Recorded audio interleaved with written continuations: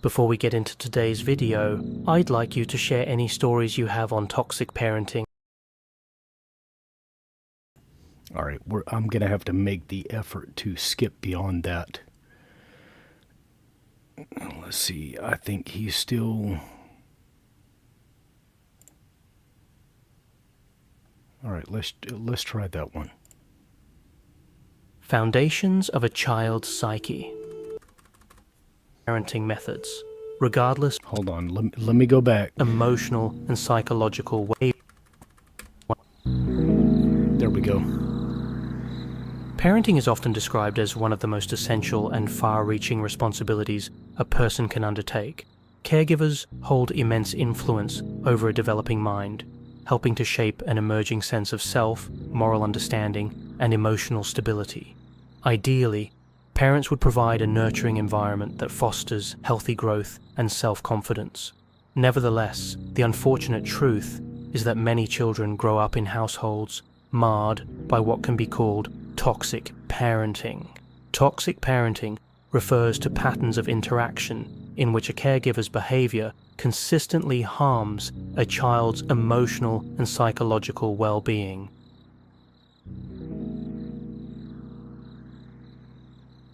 Before we get into today's video. Okay, so not to disparage this guy, let's be honest. I know you don't want to see the intros, but in truth, when this struck me is that I had no understanding of what parenting actually was. I'm 35 right now, and I had no understanding of how this affected me. It was a tremendous blow to my understanding of that. So let me not get too convoluted, but he's going to go into, his intro, obviously. I'd like you to share any stories you have on toxic parenting, as you'll never know who you'll be helping.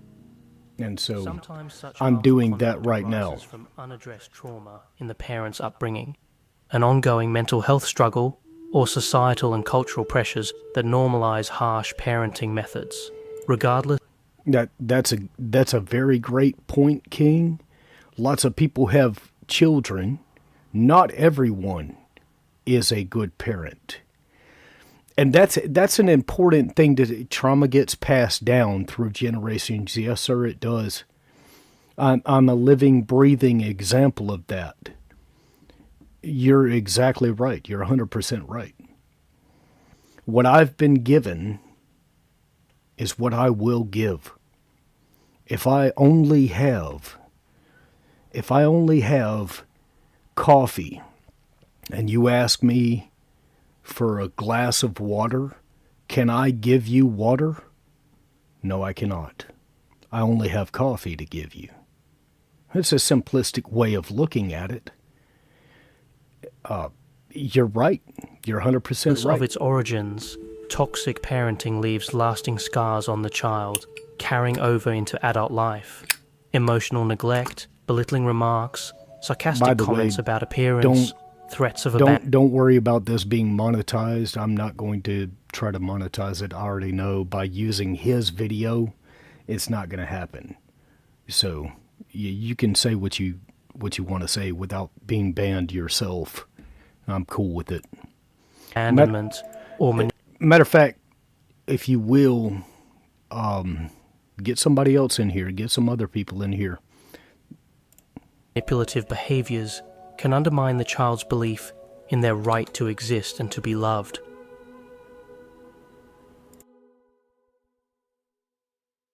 Foundations of a child's psyche.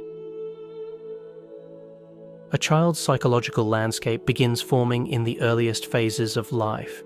Before a child learns to speak, they absorb the emotional tone of their household, the smiles, frowns, soothing voices, or harsh accusations.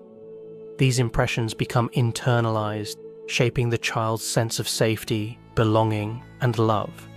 Ideally, a child experiences consistent emotional warmth and a balance of fair discipline, receiving guidance that respects the budding sense of individuality. When that environment is lacking, or worse, when it is replaced by insults, intimidation, or neglect, the child's perceptions of self and the larger world can be dramatically distorted.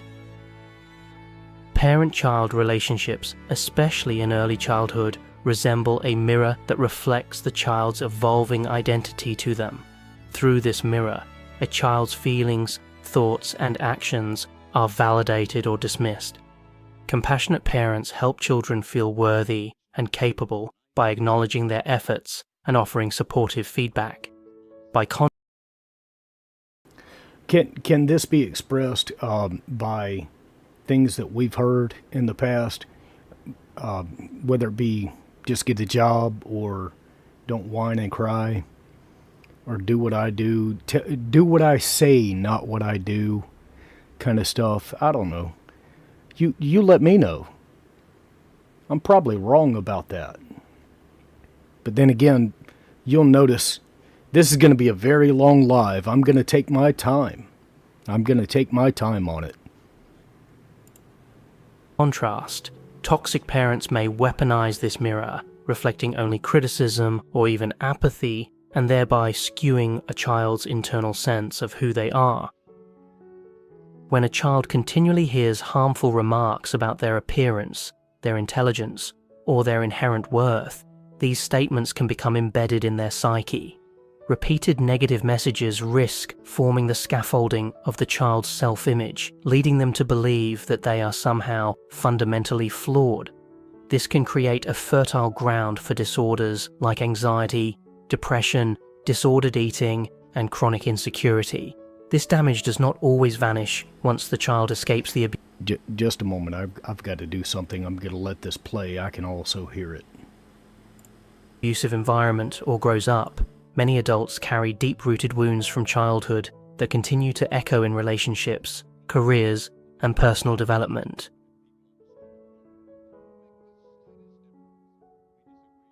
What is toxic parenting?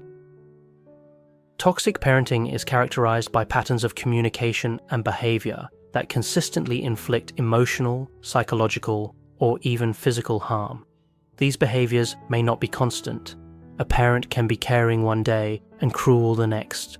However, the defining mark of toxicity is a recurring and severe disregard for a child's emotional safety and dignity. The toxicity. I do need to pause it there. I really do. Because it's a recurring effect. It's a recurring event that the child is questioning their dignity. How's it go? Let's go ahead and go back. How not emotional, psychological. Let's hear it again. What is toxic parenting? Toxic parenting is characterized by patterns of communication and behavior that consistently inflict emotional, psychological, or even physical harm. These patterns of behavior that consistently inflict emotional, physical, or psychological harm. And so a lot of times, especially with, forgive me for saying, the boomer generation, and those who came before it, there's a disconnect between what the child is experiencing and learning and what the adult is making the effort to convey. And it's a big disconnect. Let's continue. These behaviors may not be constant. A parent can be caring one day and cruel the next. However, the defining mark of toxicity is a recurring and severe disregard for a child's emotional safety and dignity. The toxicity often arises from the parent's unexamined issues, leading them to unconsciously or consciously displace anger, fear, or frustration onto the child. Common elements of toxic parenting may include emotional manipulation. Some parents control children by inducing guilt or fear. they might threaten to withhold affection unless certain demands are met, or they may distort a child's perception of events to maintain the upper hand.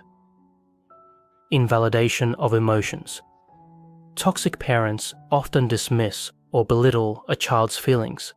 Instead of offering empathy, they might say something along the lines of, "You have no reason to cry," or "Stop being overly sensitive," sending the message that the child's emotions are unimportant or ridiculous. Or,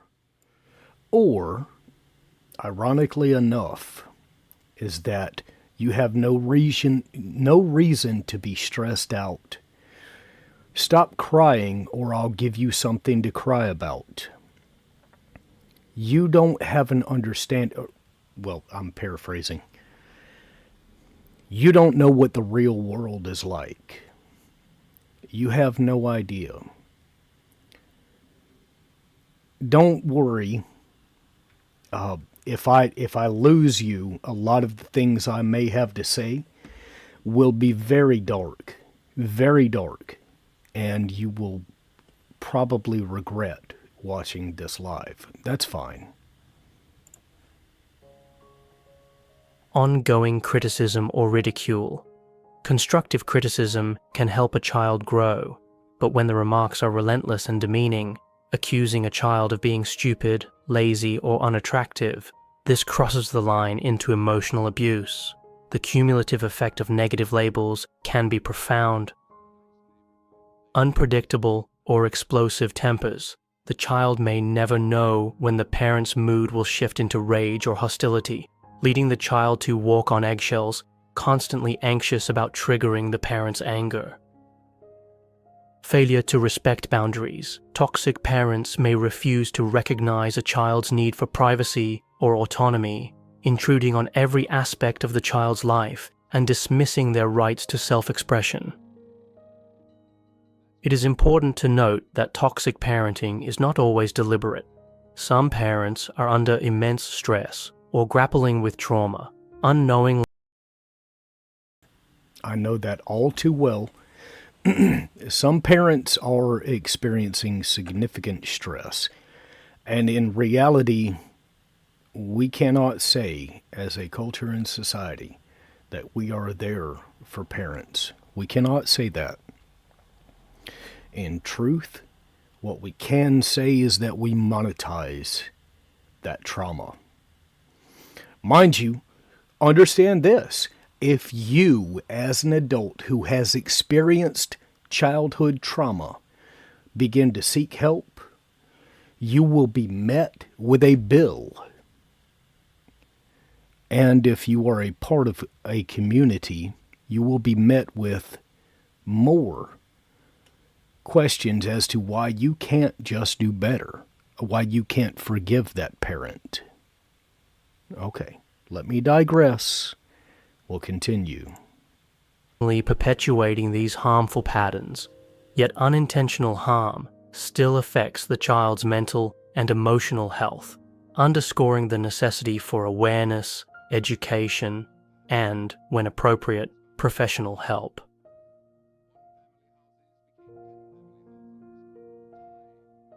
Verbal abuse and emotional harm. Verbal abuse is a potent form of toxicity because it strikes directly at the child's developing identity. Unlike physical abuse, which typically leaves visible marks or injuries, verbal assaults operate in the shadowy realm of emotional experience. Over time, they corrode self-esteem and can establish destructive internal narratives such as, they work in the shadows and they look like people like me. You know, it's not that. Okay, let's take a look at my face. Let's do that. They look like me, just a regular person, okay? But the way I present myself is totally different than the rest of the world. It's a whole lot different. It's in the shadows. You don't see it until it presents itself. Okay. It's not just physical abuse. It's literally the mask covers up what is underneath it's important to realize that children have been subjected to this form of treatment for the longest. I mean, I still remember my grandparents saying, we were seen and not heard. It's like, wait a minute. So you weren't allowed to, well, let's not get into that argument. We're still talking about childhood trauma. I am worthless, or I am unlovable. Common forms of verbal abuse that children endure include offensive comments on appearance, insults about a child's body shape, height, hair, or any other aspect of physicality can induce lasting insecurities. A mother or father who calls their child unattractive or mocks their weight plants seeds of self-doubt that can develop into persistent body image problems. Or even that you'll Provocative never questions amount to meant to anything. humiliate. When a parent repeatedly asks why the child walks or talks in a certain way, hints that stuff like, I don't understand, quote, I don't know why you do, unquote. I don't know why you do this thing, right? But then you'll begin to say, hey, this is why I do this thing. And they'll say, well, that's just you. Or, I don't get it. I wish you do away with all that mess, right? It's important to realize is that the child may push back and say, hey, I believe this thing, or I feel this way, or I think this thing is true. And instead there is a dismissiveness. There is a sense of your beliefs about the topic are irrelevant, and you should abandon that and adopt my belief about the topic. That's fine. We'll continue. I'll digress. A lot of these things I'm going to say are personal experiences, so we'll let them ride. You can take them with a grain of salt. they are abnormal or uses a mocking tone, the child internalizes a message of inherent defectiveness. Exactly. Mean-spirited wishes. Telling a child, I wish I never had you, or it was a mistake to bring you into this world, can demolish the foundation of self-worth. It's very easy to crush childhood curiosity. I wish I could display that on the screen. I'm pretty sure it's in the live chat, but I want to feature that. But you're exactly right. That's 100% correct. It's very easy to crush childhood curiosity and stifle it. It's more detrimental than people realize. And we often, I think Jordan Peterson attributed that to the overbearing mother, if I'm not mistaken. Please correct me if I'm wrong. But he even brought mention to that. You know, it's much more than just easy. It's natural for selfish, as the topic stands as toxic parenting, for the selfish parent to do that. It's natural. You know, especially for me, when I lost my parents at an early age and grew up with other relatives, when something didn't line up with their beliefs or wishes, crushing my curiosity. The thought of asking why was a slap in the face to them, you know. That's a very good point. It's very easy to crush childhood curiosity. Such remarks contradict the unconditional acceptance that a parent is generally expected to provide, leaving the child adrift in guilt, shame, and sorrow. Making the child feel like a burden, remarks about how challenging or expensive the child is can cause a child to hide their needs and become overly self-reliant in unhealthy ways, depriving them of the normal care and reassurance that children require. Right, because why would I ask for help Unhealthy or comparisons. clarification? Parents who constantly compare if I'm going to siblings be or pit their children against criticized. peers are likely to foster low self-esteem, competition, and resentment. Children in these scenarios grow up believing they Well, will... I believe I just exhibited that resentment. You know, why would I ask or push back? Why would I ask? Why are we doing a certain thing this way, in a certain way, if the response is going to be negative and critical in such a way that makes me question everything about me? Am I a good kid or not, right? Like, why would I ask? I'll just go along with the flow and I'll build resentment. I'll internalize it. That seems natural to me to ask that question. I know many other people will not think of it that way, and that's probably okay, you know. But for me, it was not okay. It's like, why are we doing it this way? And that's not allowed to ask that question. It built resentment. So, and forgive me, this is just me talking about the things I've experienced. will never measure up unless they become someone else. Labeling or absolute statements, words like useless or lazy, used repeatedly, can become self-fulfilling prophecies, encouraging the child to see themselves through that distorted lens. Threatening abandonment. Children depend on their parents for safety. Hold on, I want to go back. I want to go back. Hold on. He made a mention to a distorted lens. Low self-esteem, competition, and resentment. Children in these scenarios grow up believing they will never measure up unless they become someone else.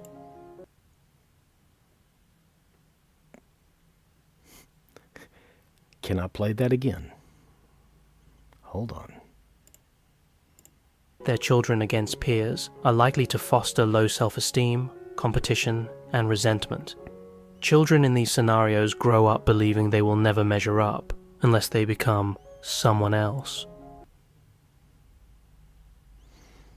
I can't emphasize that enough.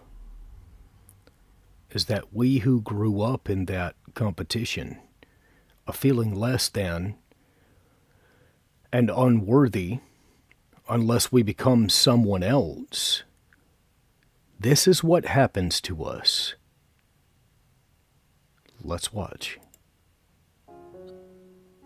Labeling or absolute statements, words like useless or lazy, used repeatedly, can become useless or lazy. Can also translate to you will never amount to anything. You'll never become anything more than your father. Etc. ad nauseum. And those words, when you're young, carry into your adulthood. You will not find yourself at 25 dealing with these things. You will find yourself at 38 and 43 dealing with these things, wondering how you became the fat, lazy person on the couch. Can't hold down the job. Why does everybody hate me? That's what that becomes at 12, 13, and 14 years old. You'll never amount to anything, will not hit until 30 years later. That's how impactful it is. That's how terrible it is. And that's what we've been giving for 20 years, that I can at least say. Self-fulfilling prophecies, encouraging the child to see themselves through that distorted lens. But it's not threatening distorted. abandonment. It's not distorted because for the child, it is reality. It is reality for the child. It is not distorted.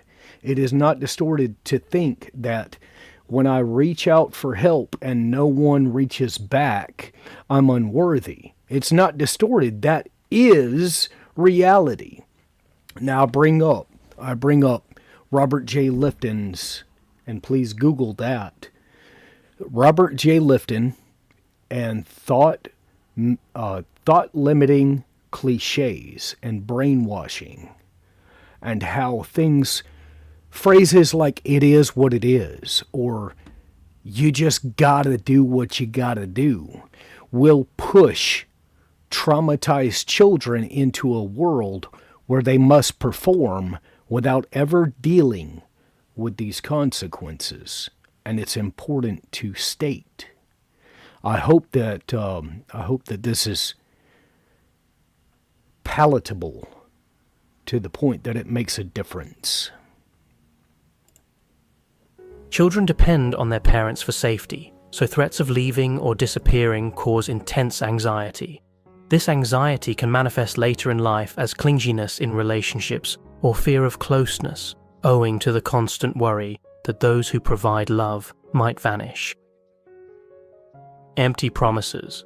Breaking promises undermines trust and teaches the child that the parent's word is meaningless, making it difficult for the child to form secure expectations in future relationships. The short-term impact on children. In the immediate term, children subjected to toxic parenting often exhibit signs of emotional distress, such as sudden mood swings, withdrawal from activities, or aggressive behavior. They might struggle in school, either because they are distracted by turmoil at home or because they have no positive reinforcement to bolster their motivation. Some children might exhibit regressive behaviors, such as bedwetting or thumb-sucking, if the emotional strain becomes overwhelming. Children living under the persistent threat of criticism or ridicule may attempt to make themselves as inconspicuous as possible, trying to avoid their parents' attention. Alternatively, they may become hypervigilant, preoccupied with trying to please or placate the parent to avert eruptions of anger. In either scenario, the child's developmental tasks, such as... This happens a lot. I don't know if you saw that video on X, where it was, I guess it was a stepfather that was arguing with a teen child, and the adolescent child was hitting the stepfather with a mop handle or a broom handle. Yeah, so I mean, ultimately, those behaviors, they manifest themselves in, like, the adolescent child was trying to save the mother against the stepfather in an argument and altercation between the stepfather and the teenage child. But those are the ways those things manifest themselves, as like people pleasing, like the adolescent child trying to please the mother, knowing something is wrong, right? Let's continue. Learning social skills, exploring personal interests, and fostering self-confidence are hindered as survival in a toxic environment takes precedence. Another short-term consequence is a diminished sense of trust, both in the parent and the broader world. The child may feel that they have no safe place to express feelings or ask for help. Even siblings in the same household might become rivals, especially if the parent compares them or sets them against one another. This fractured sense of safety can continue to color a child's outlook, even in settings that should be relatively free from parental influence, such as school or extracurricular activities. I don't know about these long-term animations. Consequences, adulthood and relationships. The detrimental effects of toxic parenting are not confined to childhood. Many survivors of these environments carry the echoes of their parents' words far into adulthood, shaping the... Well, that's the point that I want to make right here and now, is that you get to see firsthand my thinking and what it's done to me. This, in my opinion, this I watched it before. This is a very great assessment of childhood trauma and toxic parenting. So I'm not joking. Like it's pretty spot on. The way they interact with colleagues, friends, and romantic partners. Low self-esteem, unresolved anger, and a deep-seated fear of abandonment can make healthy relationship dynamics elusive. Some individuals may oscillate between seeking constant approval and pushing people away when they sense any hint of conflict. Research in the field of developmental psychology shows that children who receive consistent messages of unworthiness or defectiveness often develop crippling self-doubt. They might sabotage their success. I push people away. I push people away, and I'm a perfectionist because I'm unworthy of even your one view. Like your one view on this channel. Not joking. Not joking. That really happens. Like even right now, I'm dealing with it. And so I hope that you get to see it, and perhaps you can take what you can use and leave what you can't from this video, from this live.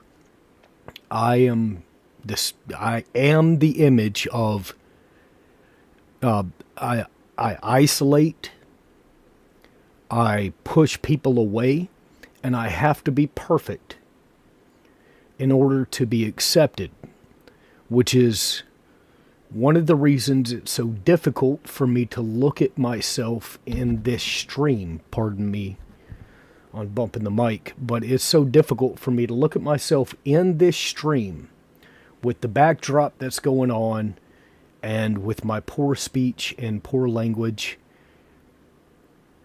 It's difficult. It's very hard.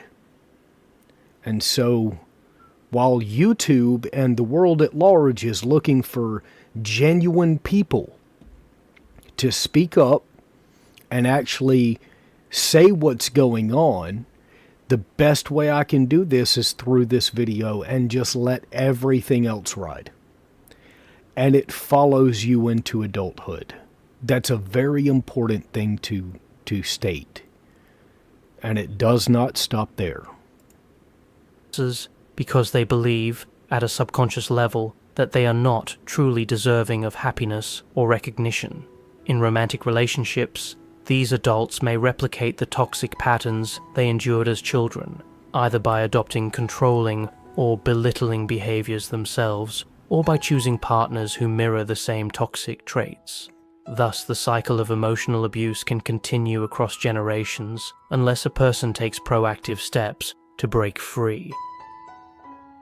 Moreover, chronic exposure to emotional abuse in childhood can contribute to mental health conditions such as anxiety disorders, depressive disorders, post-traumatic stress, and various forms of addiction. Some individuals turn to substances or other maladaptive behaviors to numb the persistent feelings of shame, fear, or inadequacy. Others might become perfectionists, believing that they can ward off criticism by achieving flawless performance in academics, career, or personal endeavors. Yet no level of achievement. By the way, he's just about to say it, but I can assure you that there is no level of perfectionism that you can achieve. No, as he says, yet no level of achievement.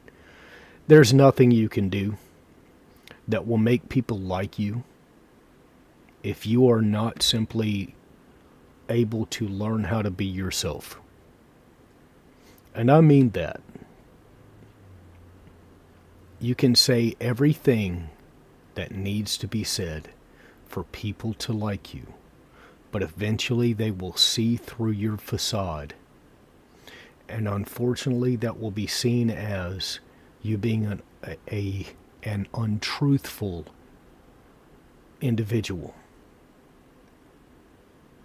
It really will. And to be honest, it's going to leave you lonely. Can fully compensate for an underlying sense of worthlessness rooted in childhood toxicity. Dossier. The intergenerational cycle. A distressing reality is that many toxic parents are themselves the products of toxic environments. People often replicate what they know, and harmful patterns of interaction can pass from one generation to the next. A parent who was belittled and demeaned in their childhood might view the world through a lens of harsh criticism, projecting these learned behaviors onto their offspring without realizing there could be an alternative. Breaking this cycle demands self-awareness. Hold on, before we get into breaking the cycle, I didn't realize that. So I witnessed my father behave in an undue way. We'll say undue for the benefit of the doubt. I witnessed my father doing toxic behaviors, and I didn't realize it until I witnessed other people who began to rear me behaving in a similar fashion. Let's go back. People often replicate what they know, and harmful patterns of interaction can pass from one generation to the next. And they can. And they will. Furthermore, they'll force you to pass them down. They'll force you to pass them down to the next generation. For one, let's think broadly. How many times have you heard that millennials are lazy? A bunch. A bunch. How many times have you heard that you young people are always on your phone? It's, for me, no longer young people that I always see on their phone. For me, I see 50 and 60-year-old people always on their phone. And you know what I do? I give what I've been given. I go up to the older generation and goad them about it and tell them, you and your generation always on that phone. I do it on purpose because that's what they did to me. A parent who was belittled and demeaned in their childhood might view the world through a lens of harsh criticism, projecting these learned behaviors onto their offspring without realizing there could be an alternative. Breaking this cycle demands self-awareness and a willingness to seek help. Through therapy, self-education, or supportive relationships, individuals can learn to recognize the patterns of abuse in their conduct and replace them with empathy and respect. However, this is far from simple, as it often requires unearthing deeply buried emotional wounds. The process may trigger intense guilt, grief, or anger as the person comes to terms with how they were treated and how they, in turn, may have harmed others. When an adult chooses to break the cycle, the impact can be transformative not only for their Now hold on. Now, King, I want to express to you thank you for watching and being here with me. But the one thing I can say about breaking the cycle, in my personal experience, is that I chose to not have children on purpose. Because that level of toxicity, that just up until now, we're only 14 minutes into this guy's video. Great video. And everything he's talked about, all I have had has been toxicity to give. And that's all I will give to my children. My father was 35 years old when he passed away. And I say passed away very loosely and politely. But in truth, breaking the cycle for some of us does mean not having children today because the help is not there. There's really no help. And there's a lot of toxicity within us. I say us as in me, and people who might actually relate with what I'm going through and have gone through. And so, knowing that, we'll bear that in mind. Children, but also for extended family members, relatives may begin to question long-standing family behaviors, leading to a collective re-examination of what was once normalized. While not all family members will embrace change, the effect of even one person stepping away from toxicity can plant a seed for broader healing.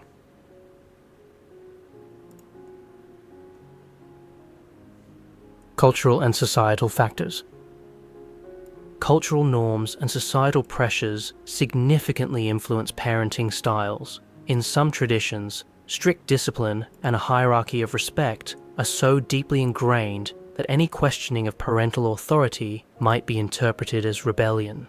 While every culture has unique child-rearing practices, it is crucial to differentiate between structure that fosters growth and communication that diminishes a child's worth. Economic hardships, political strife, or limited access to mental health resources can compound the pressures on parents. A caregiver who struggles to survive on minimal means may be in a state of chronic stress, making them more prone to anger or depression. Societies that offer robust social support, such as accessible counseling, healthcare, and parenting programs, can alleviate some of these stresses and reduce. Now I want to stop there. I want to stop there because it's important, at least to me, in the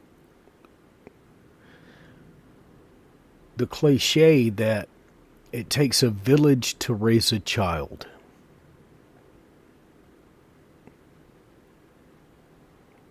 And in fact,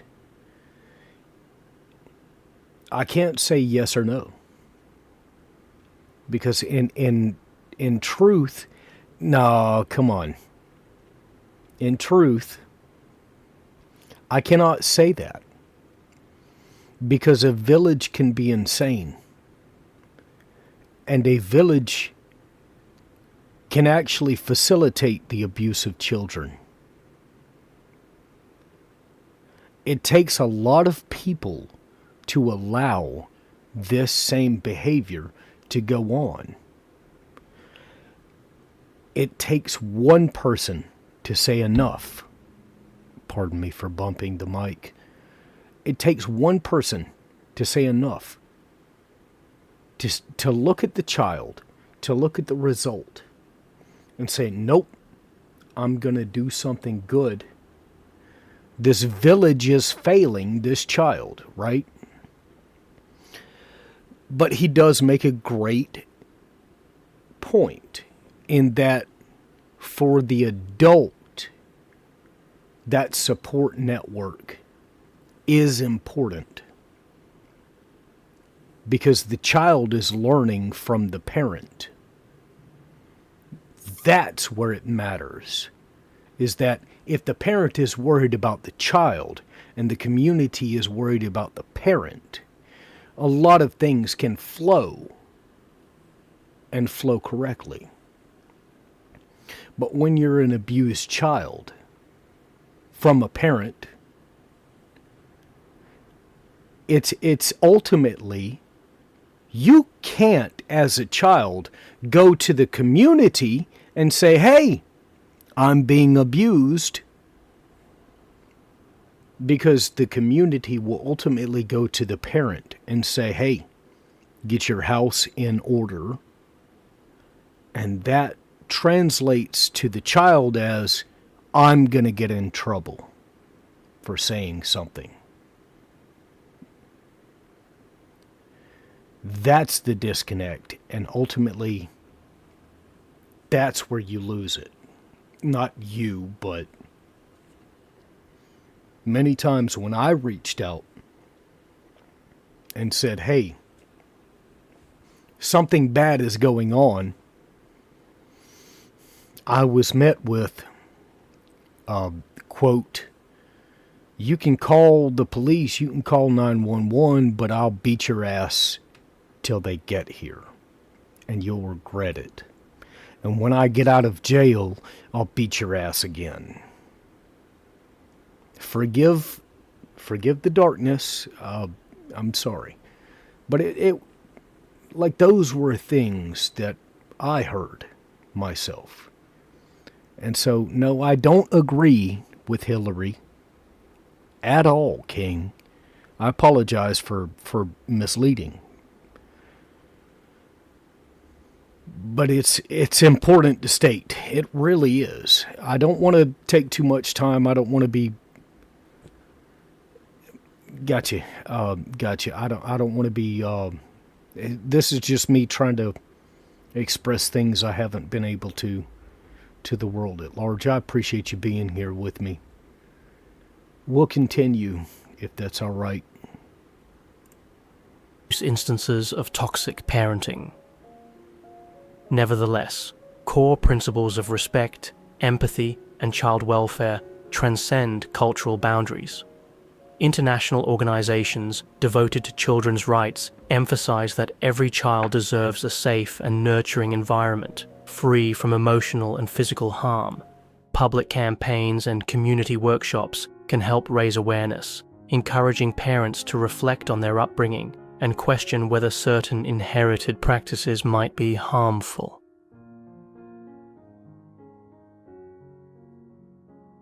The role of empathy and emotional intelligence. Emotional intelligence in parenting might look like this.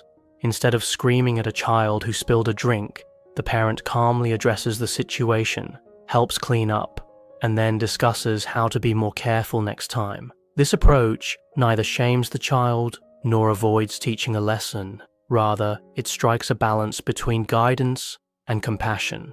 By modeling...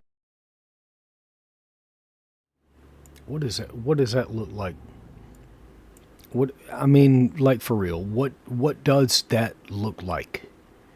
You know, like the child makes a mistake and the parent says, hey, here's correction with compassion. And here's how you can do it better. I don't know what that looks like. I can give you an example is that one evening, we were living with my grandparents, and ultimately I was tasked with carving the leftover ham to put it in the refrigerator, and I cut myself trying to do so. And the response, as I was bleeding onto the ham, the leftover ham, like the dinner was done, we're cleaning up the kitchen, cut myself trying to carve the ham. And the response was that my grandmother started screaming at me. And my grandfather came out and raised his fists, or raised his fist at me and began to slam it down on the bloody ham. And instead of anyone asking me if I wanted even a bandage, like there was no Band-Aid, there was no bandage, there was only a a Vietnam veteran's fist in the air that was either going to hit me or the ham. There was nothing there. There was nobody to actually hear what I had to say or even assist me. I'm bleeding.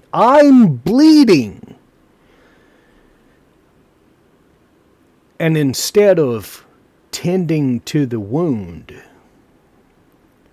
it was anger. It was anger, and you failed. And not only did you failed to give me the evening that I deserved. You caused me to come in here, a young 12 and 13-year-old boy. You caused me to come in here and clean up your mess to such a degree that I'm willing to raise my fist in the air and threaten physical violence. That's what happened. That's what I was given. There was not even an attempt to stop the bleeding. I had to flee.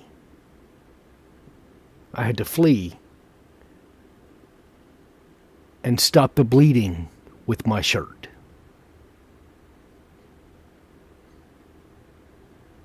Okay.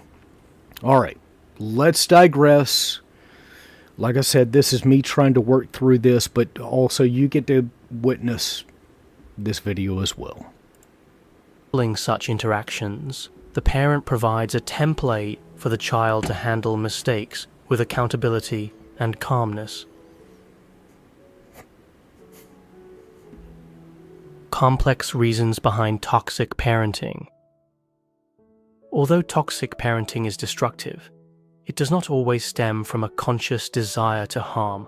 Sometimes parents are overwhelmed by unresolved childhood traumas and do not know better ways to interact.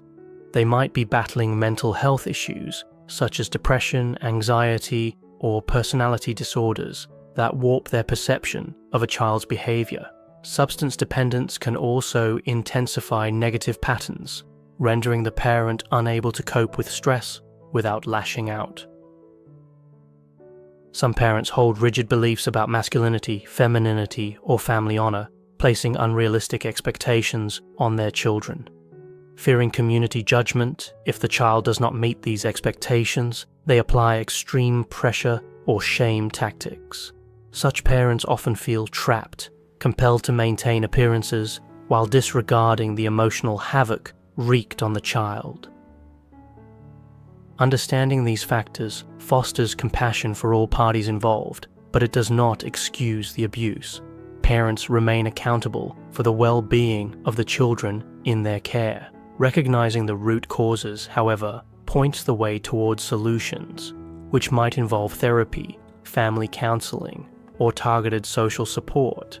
In many cases, acknowledging and addressing the parent's wounds can substantially reduce the likelihood of perpetuating toxicity.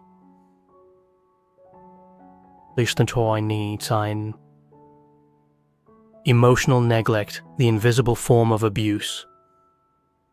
Emotional neglect is an insidious variation of toxicity, less visibly dramatic than overt aggression, but equally damaging over the long term. It occurs when a parent persistently fails to respond adequately to a child's emotional needs. Instead of harsh words, there may be silence or indifference. The child might be physically cared for, receiving food, clothing, and shelter, but remain emotionally starved. An emotionally neglectful parent may not celebrate the child's achievements, comfort them when they are afraid, or engage in meaningful conversations. Over time, the child internalizes a sense of invisibility or unimportance. This can lead to difficulties in recognizing and asserting personal emotions in adulthood, making it a challenge to form genuine bonds or trust in relationships. Emotional neglect also fosters perfectionism, as some children strive to become good enough to finally attract a parent's attention or affection. Despite its subtle... Does that seem like something I'm doing right now? Like I'm trying to be good enough right now. It seemed like something that I'm trying to be good enough.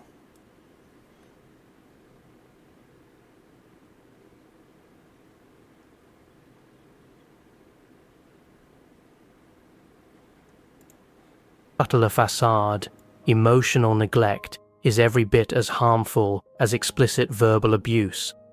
Therapy for survivors often focuses on identifying how their emotional development was stunted and learning new methods of self-soothing, emotional expression, and boundary setting. This is a gradual process, but understanding that neglect is a form of abuse can be the catalyst for seeking help.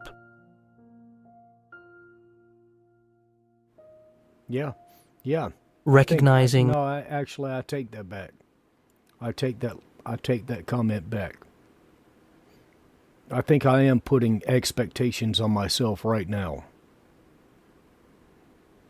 And that I can at least do something outside of myself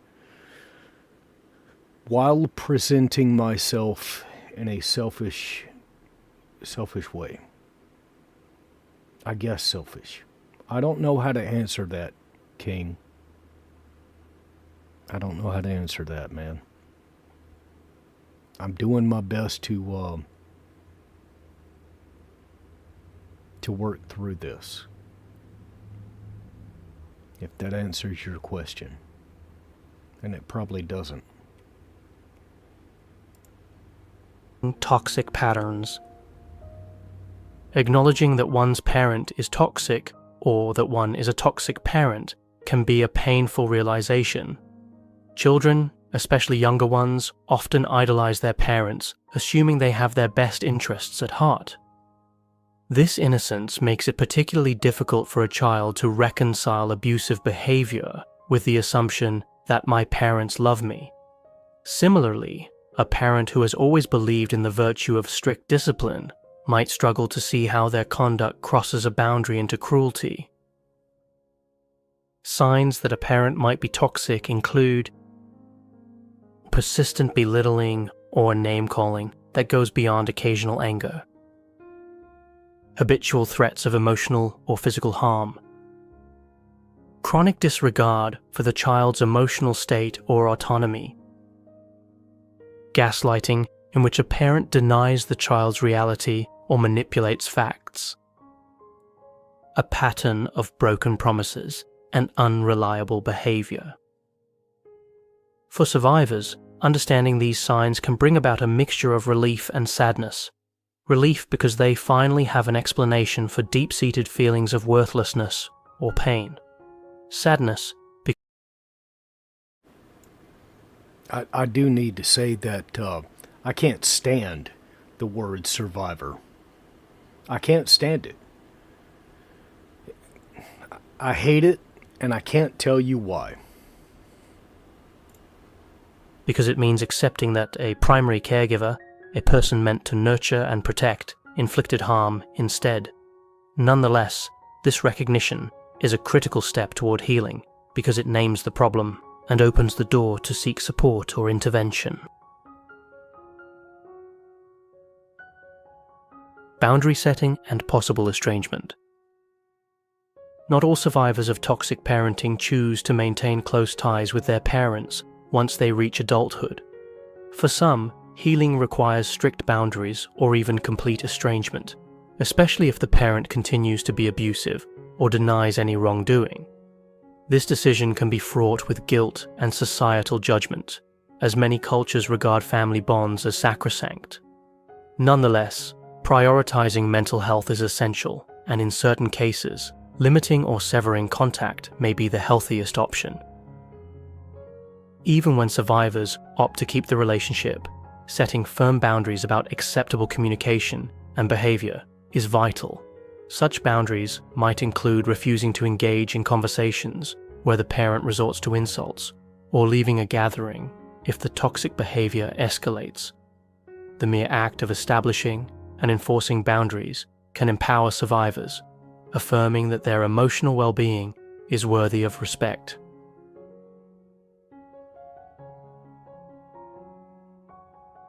The role of self-compassion. A common hurdle in recovery is self-blame.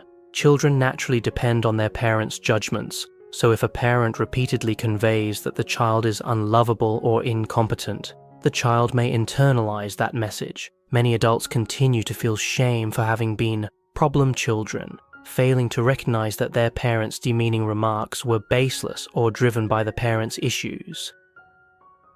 Practicing self-compassion helps reframe this narrative. Self-compassion involves extending the same kindness, empathy, and understanding to oneself that one would offer to a cherished friend. Survivors learn to see themselves not as deeply flawed individuals, but as people who endured abuse and are working to heal. This perspective reduces the burden of shame and fosters a mindset conducive to growth and forgiveness, both for the self and, if possible, for the parent. Parenting styles and the gray area. While toxic parenting is generally clear in hindsight, many people are confused about where to draw the line between strict but caring discipline and actual abuse.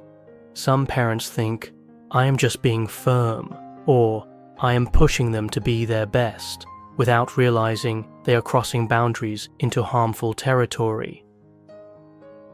Child development experts categorize parenting styles in various ways, but an often cited framework discusses styles that range from more responsive and empathetic to more authoritarian or neglectful.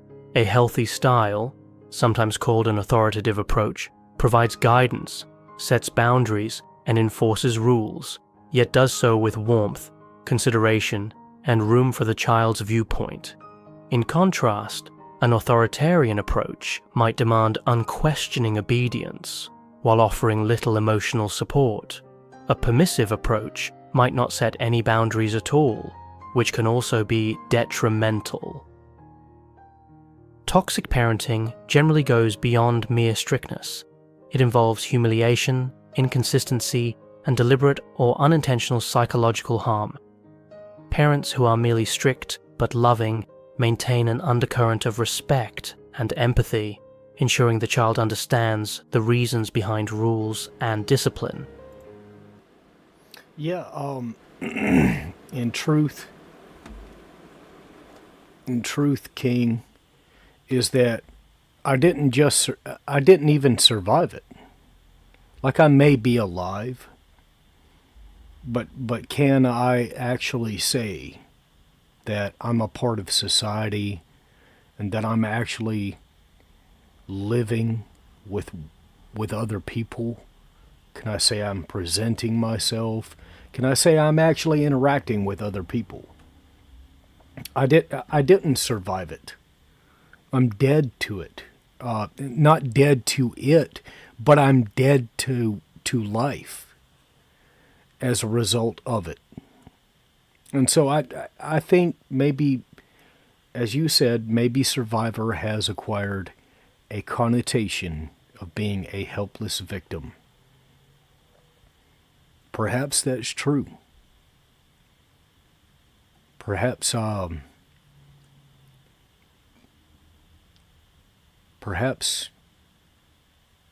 I am a helpless victim to it. And perhaps maybe you'll get to see more of what I mean as we go along. But in truth, I must relent. I must say it, that I didn't survive it. I didn't survive it. I didn't come out better. I did not present to other people.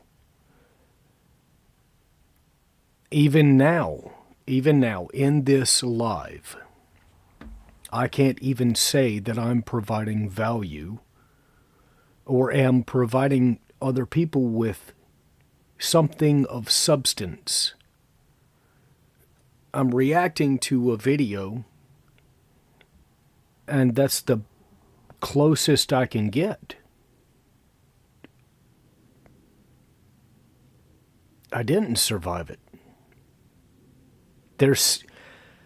When I pick up my phone, okay, when I pick up my phone to call someone, there is no one there. Can I say that I've survived? I can't. I can't. I can feel and believe that I am dead to the world, even family, and friends are non-existent. Not to sound like I'm feeling sorry for myself, but I think this is a topic that people, I guess, may relate to. I can't say I survived. I cannot say I survived. Toxic parents do not typically encourage open dialogue, nor do they respect the child's inner world. Instead, they often use communication primarily as a tool for control or manipulation. Creating a support network for children. If a child is trapped in a toxic environment, outside support can be a lifesaver. Teachers, school counselors, coaches, or extended family members can play crucial roles in mitigating the damage by providing a safe space to talk. Yeah, but what happens when that community sides with the parent? I mean, and honestly, I went through. Hang on, I want to make sure I'm heard. But what happens? What happens when the community is more aligned with the parent? In reality, when the child speaks up and says, "Hey, I don't feel heard. I feel abused. I feel neglected. I feel harmed." What happens when the community is aligned more with the parent than with the child? This is what hang on, King saying, not sure those public school positions are currently helpful. More representative of state power, which is no better. And I can't disagree. I can't disagree with you. It's a very broad but very on topic position. It truly is. That's a great comment, Mr. King. Let me read this closely. Glizzer. Okay. I want to make sure I'm getting that right. So, when the community is more aligned with the parent, and we had this comment earlier with the it takes a village to raise a child, right? With the thanks Hillary. You're not wrong. You're not wrong. It's not that it takes a village to raise a child. It takes a village to keep the parent on track. So we got to ask ourselves, what happens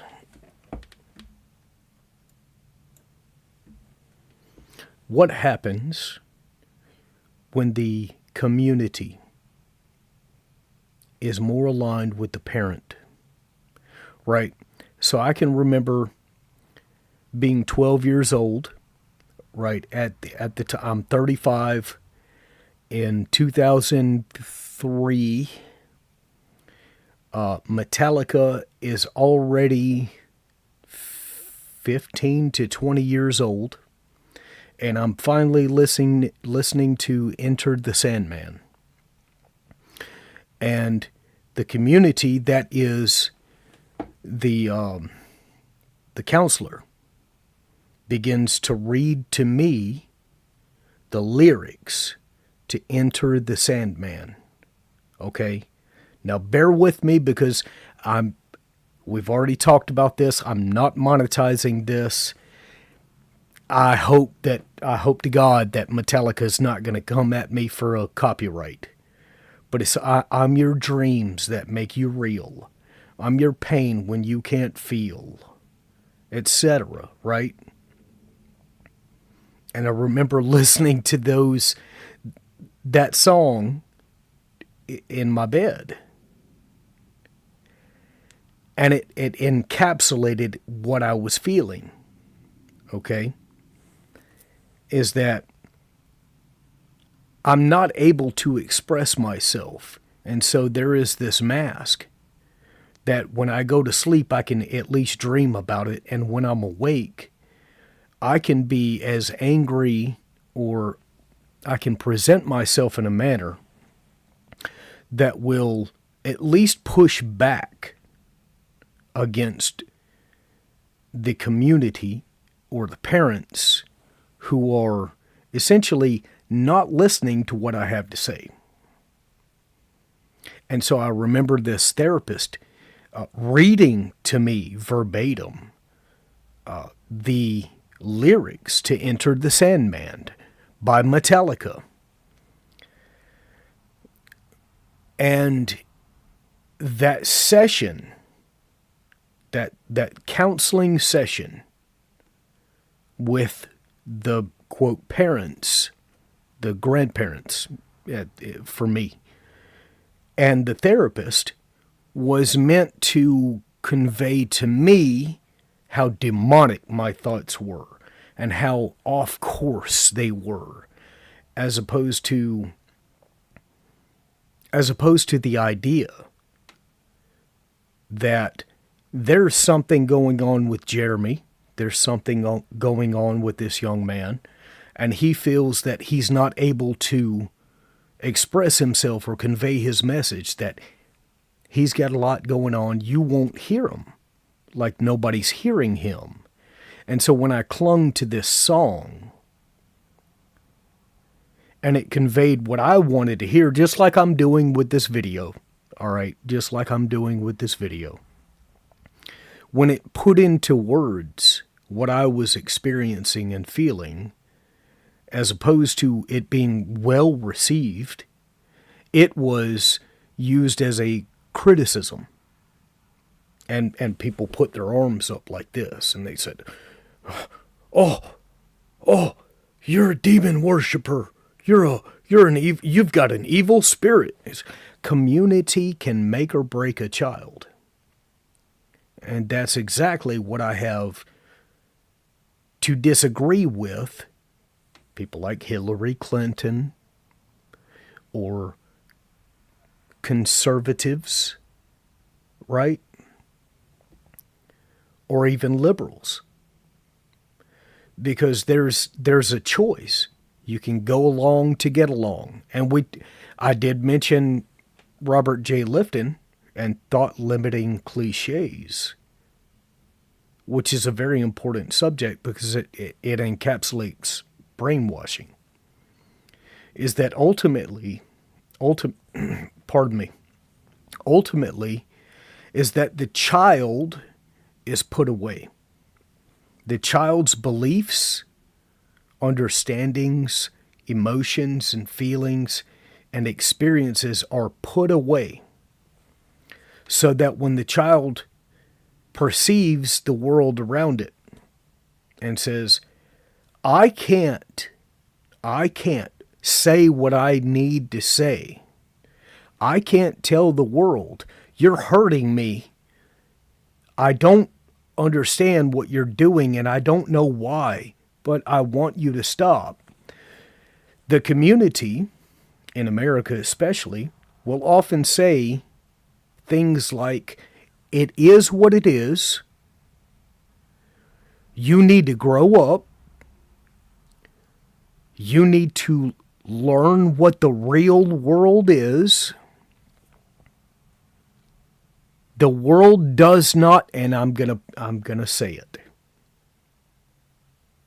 The world doesn't owe you understanding, and you'll never amount to anything if you don't wake up and grow up and start being a man at 13 years old. Stop living in the past, stop being a crybaby, and do what needs to be done. It starts early, and forgive me for going on that tangent, Mr. King, but it needed to be stated, and I'll reread your comment because it deserves to be read, because you're not wrong.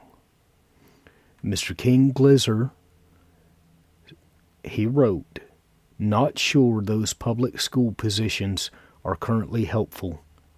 More representative of state power, which is no better."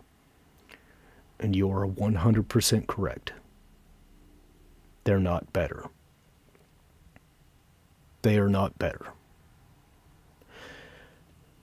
Forgive me for going on this tangent. Like I said, I'm gonna be on here. I've got to go through this myself, and at least I can put this up for posterity. I don't even know how long I've been on here. An hour and 20.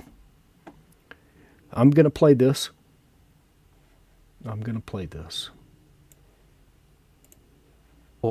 And a reliable source of positive reinforcement, they can show the child that not all adults are unreliable or hostile. Many communities offer programs or clubs such as sports teams or art classes where children can experience camaraderie and success unrelated to home life. The sense of belonging and achievement gained through these activities can counterbalance negative messages from a toxic parent. While such efforts cannot completely undo the harm, they can serve as protective factors that reduce the severity of long-term effects. Prevention strategies. Preventing toxic parenting before it begins is a powerful approach. Public health campaigns and educational programs that teach coping skills, emotional intelligence, and child development can help aspiring parents prepare for the challenges of raising children. Many people enter parenthood with little awareness of how their unresolved issues might surface under stress. By promoting self-reflection and mental health support early on, society can reduce the incidence of parent-child toxicity. Parenting classes offered through community centers, hospitals, or faith-based organizations can introduce alternatives to harsh discipline. These classes may include lessons on managing one's frustration, communicating effectively, and setting appropriate boundaries without resorting to threats or cruelty. Prospective parents can also benefit from therapy or counseling before having children, especially if they suspect that their background includes unresolved traumas. By focusing on preventative measures, communities can help break the cycle of abuse, even among those who grew up in toxic households. Education and support can pay. And this is where I disagree. I do disagree to some extent. And the reason I do so is because I actively chose, personally, to not have children. So that one day I might actually deal with the things I've experienced. I'm 35, and it's not gotten better per se, but in truth, I don't want the state to come in and take away or deal with parents harshly. I think that parents who are doing a great job should not have to deal with the state. But also, I can't trust community to come in and deal with parents who are doing a terrible job. I can't trust that. Not at all. As much as the Bible talks about, you know, talks about community and forsaking not the children, I can't trust humans. But maybe that's a me thing. So we'll go back. But I don't think the state is the answer. I don't think that community projects are the answer. I think that it's an individual effort. And maybe I'll be able to speak more about that. Maybe in a future video. I don't want to get too sidetracked. Pave the way to a kinder, healthier style of parenting for the next generation. Understanding the child's perspective. One key to dismantling toxic behaviors lies in recognizing the world from the child's perspective. Children do not possess the adult capacity for emotional regulation or analytical thinking, nor do they have the same level of autonomy. They rely on their parents for survival, physically, emotionally, and psychologically. If the individuals meant to protect and guide them are the source of stress and harm, the child has nowhere else to turn. Imagining a scenario. Also, if you want to see this video, this is the one. It's by Queen. I've pinned it in the comment section in the Meat Gazer box. Go check it out. Without my commentary, you'll be able to see it. From the viewpoint of a child can be enlightening for parents. The adult might realize how overwhelming and intimidating certain words or actions seem to a young mind. This empathic exercise can inspire changes in communication style, teaching methods, and conflict resolution strategies. Parents who pause to envision how frightening it is for a child to hear, "I regret having you," might reconsider how they express anger or disappointment.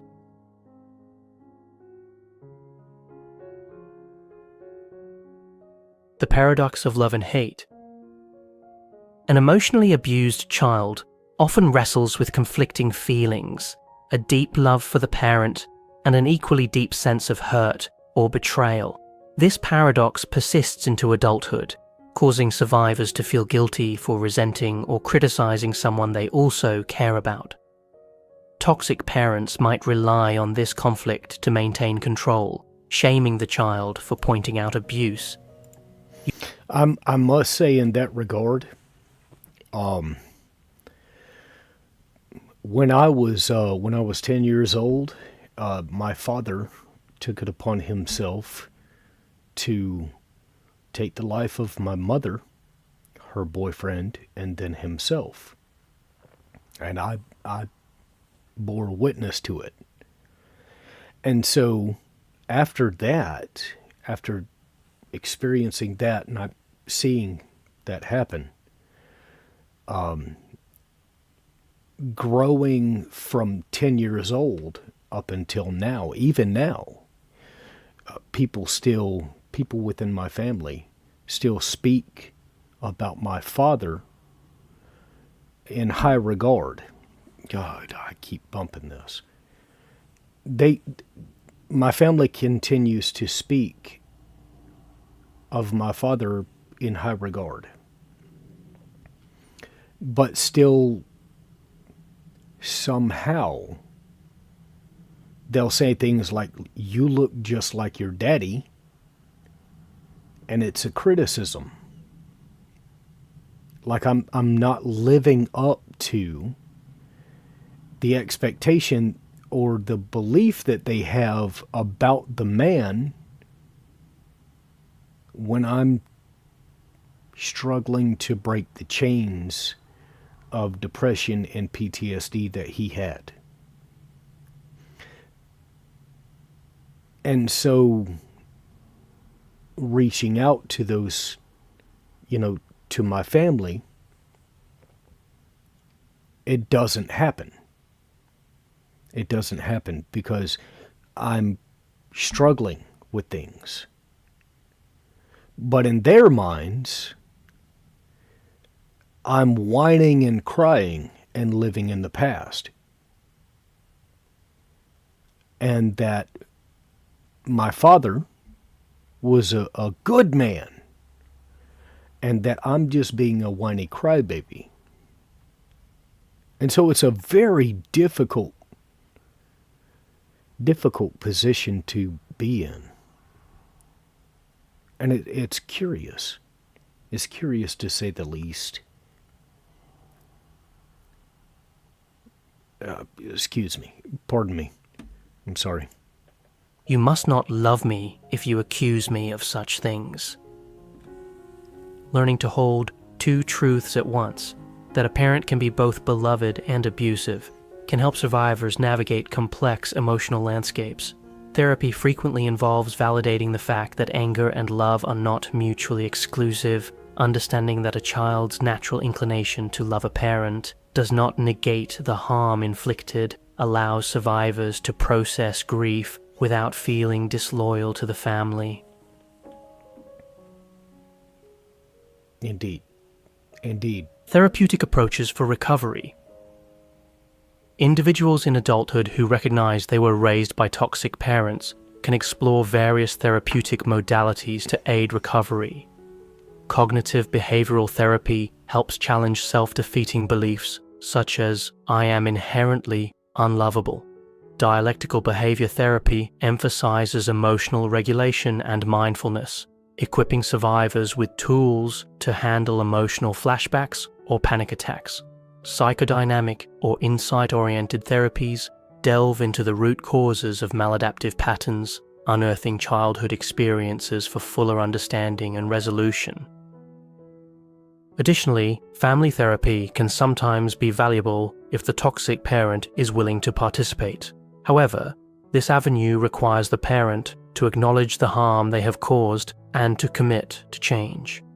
In many situations, toxic parents refuse accountability, making it more constructive for survivors to focus on individual therapy and self-healing.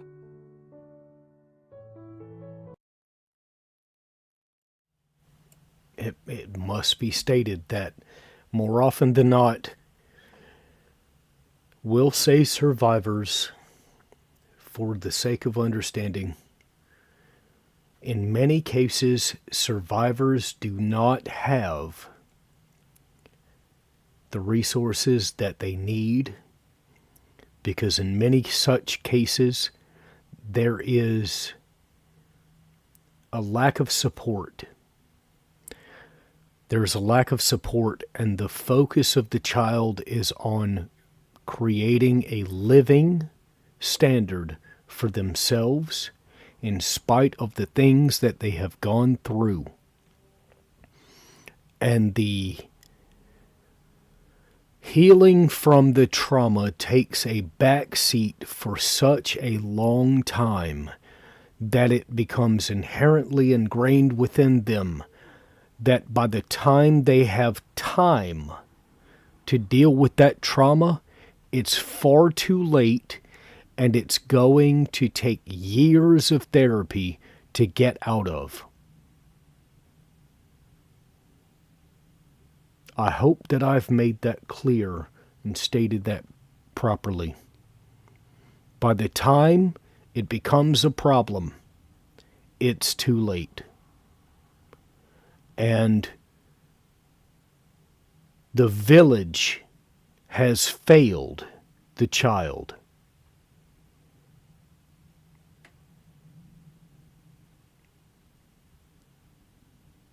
If that makes sense. If it doesn't, disregard it.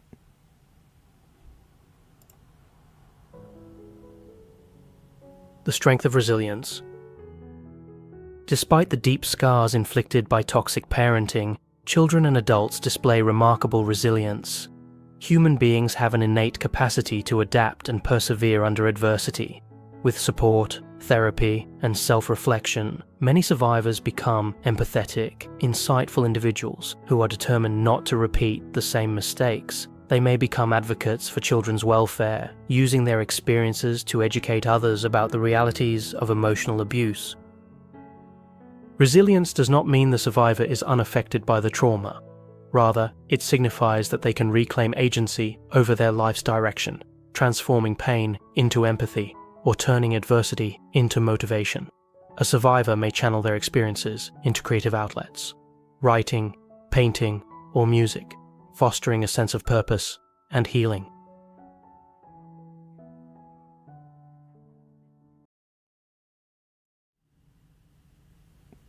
I mean, didn't we just talk about that? Enter the Sandman by Metallica. I mean, I'm you. I'm your pain when you can't feel.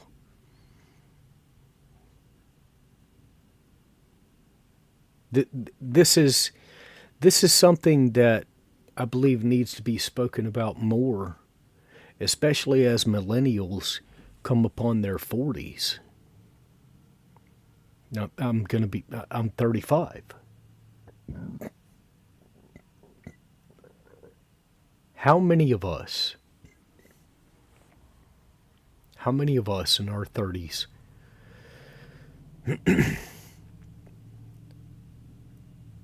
have come to this realization that there's something that the generation after us has that we don't?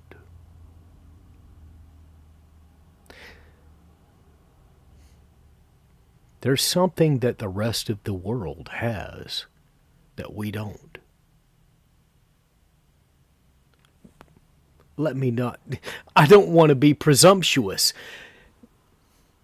but in truth, when I think about it, and I look at the world around me, and it's all just this idea of what's fun takes precedence over everything else. I don't know. I'm talking out of my head.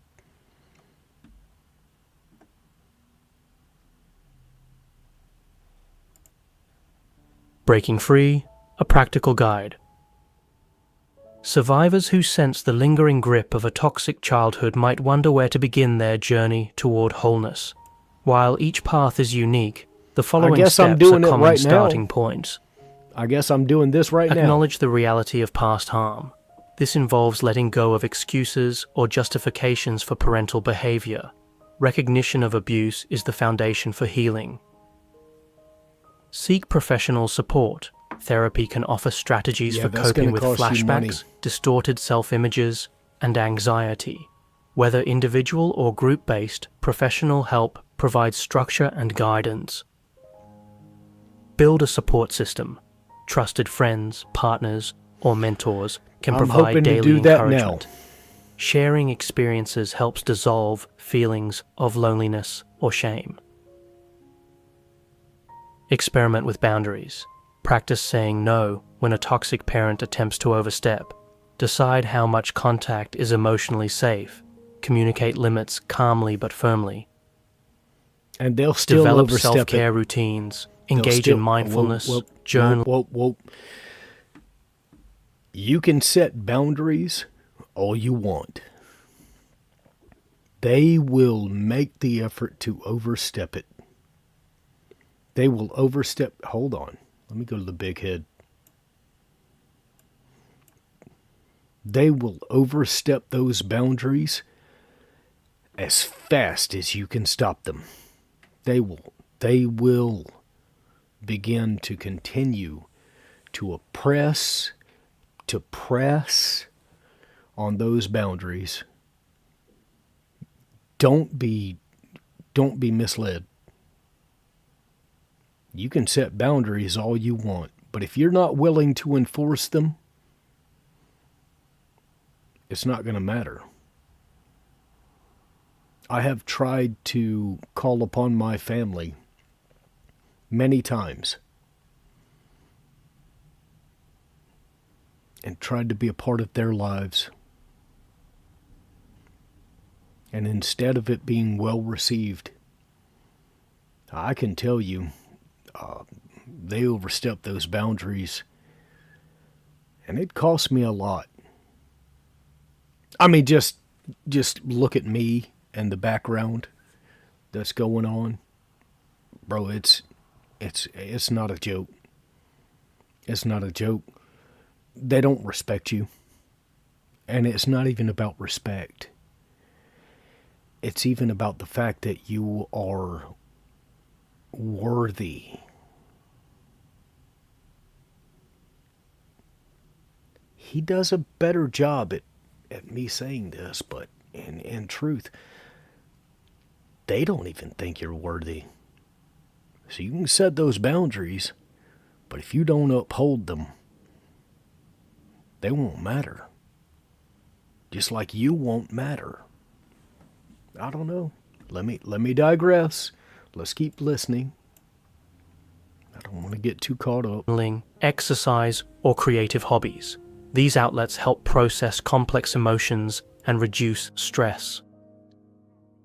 Celebrate incremental progress. Healing is not instantaneous. Survivors may experience setbacks, but over time, improvements in self-esteem and emotional stability become more apparent. Ultimately, escaping the shadow of toxic parenting is both a personal endeavor and a societal concern. Each individual who heals helps erode the cultural acceptance of emotional abuse. In turn, they model healthier ways of relating, influencing future generations to communicate with empathy and respect.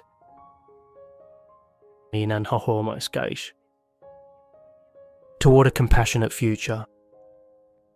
Toxic parenting stands in stark contrast to the nurturing, supportive environment that children deserve. Emotional and verbal abuse can leave lasting imprints, altering the trajectory of a child's development and sowing seeds of insecurity that may flourish in adulthood. The pain that lingers underscores the immense power parents hold, as well as the vital importance of using that power responsibly. By naming toxic patterns, understanding their causes and consequences, and seeking avenues for prevention and healing, families and communities can foster healthier relationships. The journey involves self-reflection, social support, and often professional help, yet it begins with a simple but transformative act, recognizing that no child should bear the weight of a parent's unresolved anguish. Notice that he says often. Often. Let me go. Hang on. We'll go back in just a moment. Because I do it all the time. I want to give solutions. So hold on. Begins with a simple but transformative act, recognizing that no child should bear the weight of a parent's unresolved anguish. Recognizing that no child should bear the weight of a parent's unresolved anguish. Let's stop there. I think that is a most important step. I think he said it was step one. That no child should bear the weight of a parent's unresolved anguish.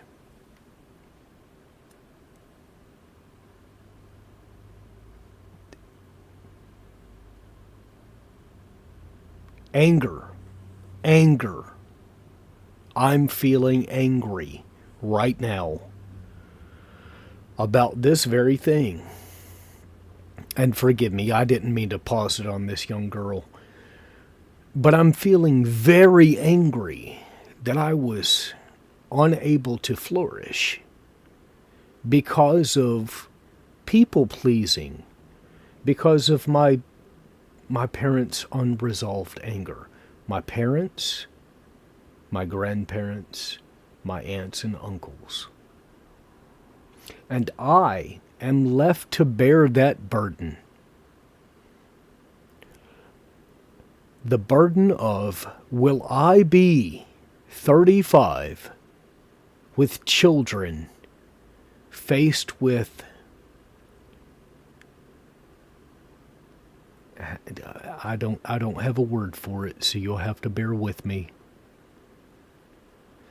Will I be that age when I'm contemplating the ooey-eyed and leave the same toxicity to my children? Will I be that man? That's a hard one. But is that what's holding me back? Am I so afraid that I will be my father? That I will forego all of my life? Is that fear what's holding me back? And furthermore, do other children believe themselves to be cursed in that manner? I think it's a very important question. Forgive me. We'll continue. Children who grow up in loving, empathetic homes have a far greater chance of developing the resilience needed to face life's challenges. They learn to trust their own emotions, to communicate openly, and to build relationships founded on mutual respect. In contrast, those reared under toxic scrutiny or indifference must spend additional energy unlearning destructive internal messages before they can fully engage with life's opportunities. Nevertheless, all is not lost for those harmed by toxic parenting.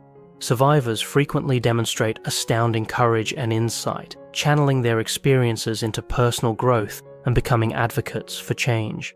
Their voices, along with the efforts of educators, mental health professionals, and community leaders, can disrupt harmful cycles, ultimately paving the way for a future in which every child is treated with dignity and compassion.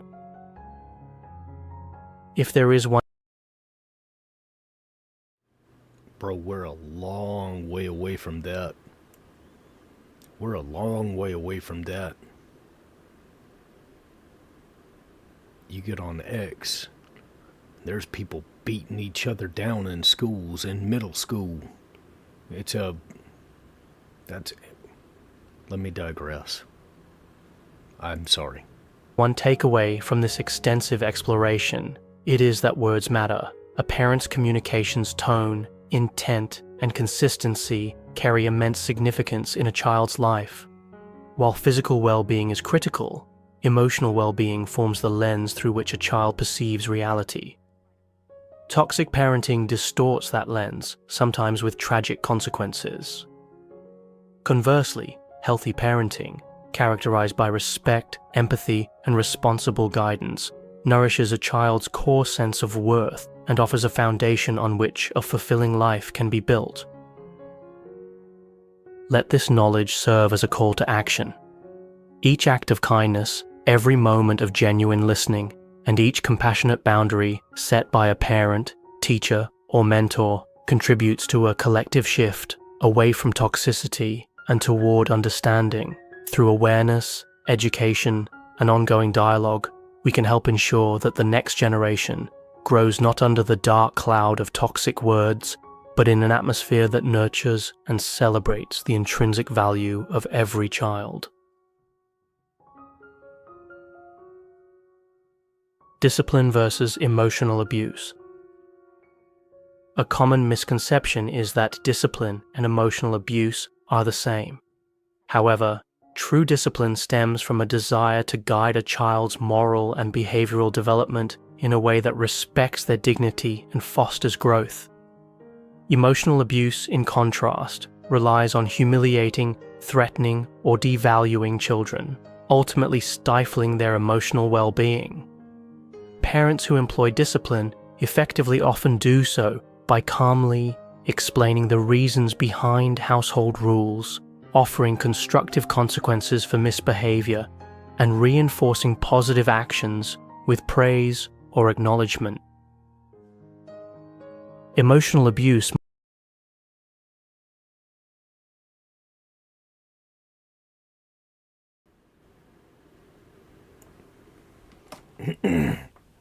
I'm sorry, I got to take a second.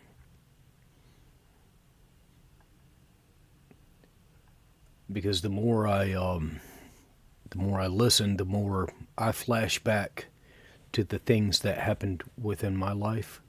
And please feel free, if you wish, please go and watch this video from this from Queen.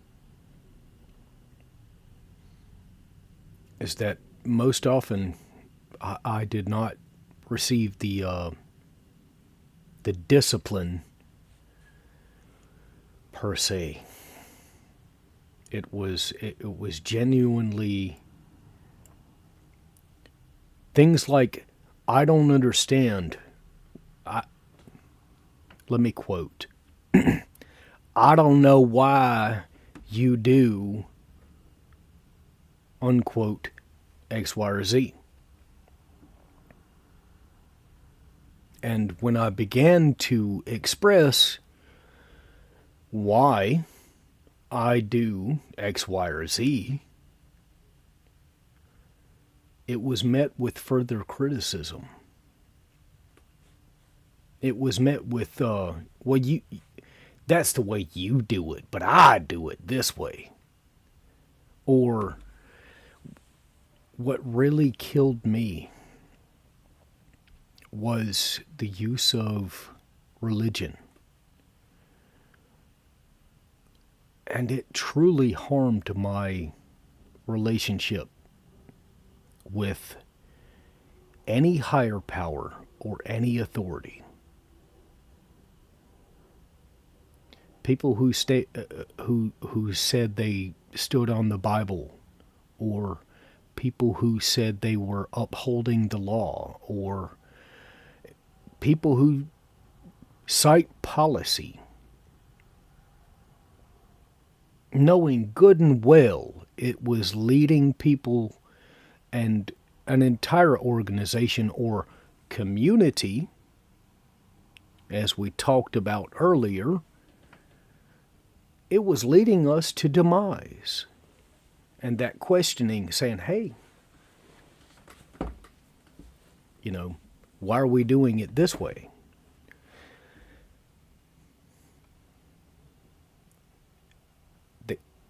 It's the same thing. It's the same thing. We talk about emotional Might masquerade abuse. as a discipline when parents A discipline. claim they are just correcting. Just or correcting. Just correcting. Yeah, I'm just correcting you.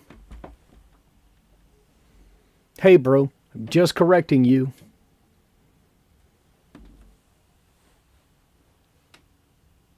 That's a real thing. It's a real thing. But it leaves you. We'll let him get into it. teaching the child a lesson, but their methods lack empathy or long-term developmental benefit. I can tell you this. When I moved to Texas, before I moved to Texas from Alabama, my aunt, right, who was willing and adamant about letting me sleep on the streets, instead of her saying, hey, come to my home, you're fine, I'm not going to bother you, take a moment, we'll find you some help, any of that. It was get a job, you're a bum, etc. All right? I go and I fly a sign to raise money to go to Texas to find work. And at the bus stop, at the bus terminal, it was alligator tears. Well, I just wish you'd come home. It's like, wait a minute, what do you mean home? You kicked me out of your home. Well, my granny did it to me. Well, just because your granny did it to you, does it mean it's okay to do it to me? Well, yeah, no. Can't make up her mind. No, it's not okay. Community. It takes a community to raise a child, right? But with the adversity of life, when life is already hard for a child, right? I mean, you're a child going through these experiences. You're a child. In your mind, you may be 28, you may be 25, you may be 15. You're dealing with childhood trauma. Does the world owe you understanding? That's the big question. That's the big question. Does it? Does your aunt owe you understanding? Does your father, does your mother owe you understanding? Let me digress. Is the world hard enough? Or do people need to teach you lessons? Scaring a child into just emotional abuse might masquerade as a discipline when parents claim they are just correcting or teaching the child a lesson, but their methods lack empathy or long-term developmental benefit.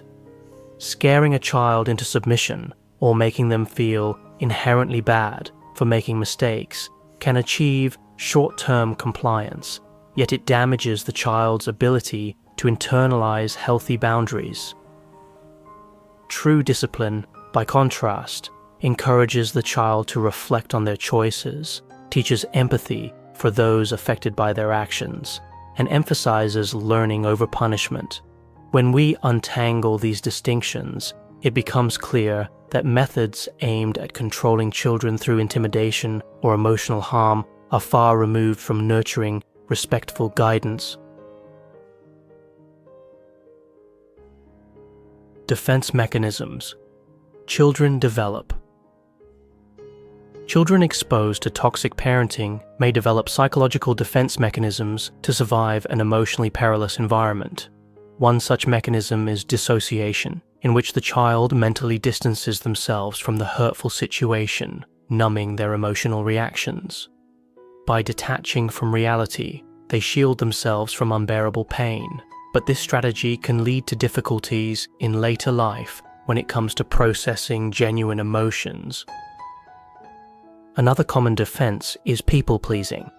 If a child learns that the only way to avoid emotional punishment is to constantly cater to the parent's whims, they may grow into an adult who struggles to assert their own needs. They often live in fear of displeasing others, sacrificing personal boundaries to maintain harmony. Alternatively, some children take on a caretaking role, becoming parentified, where they assume adult responsibilities and worry incessantly about stabilizing the household. While this can create a temporary sense of control, it robs the child of a carefree childhood and can result in burnout and resentment. There is also the mechanism of denial. A child may persistently minimize the parent's toxic behavior or rationalize it in an attempt to preserve the familial bond. Even as adults, these individuals might dismiss their suffering, attributing it to normal family life. By shining a light on defense mechanisms, survivors can gradually confront repressed pain, learning healthier ways to cope with emotional threats.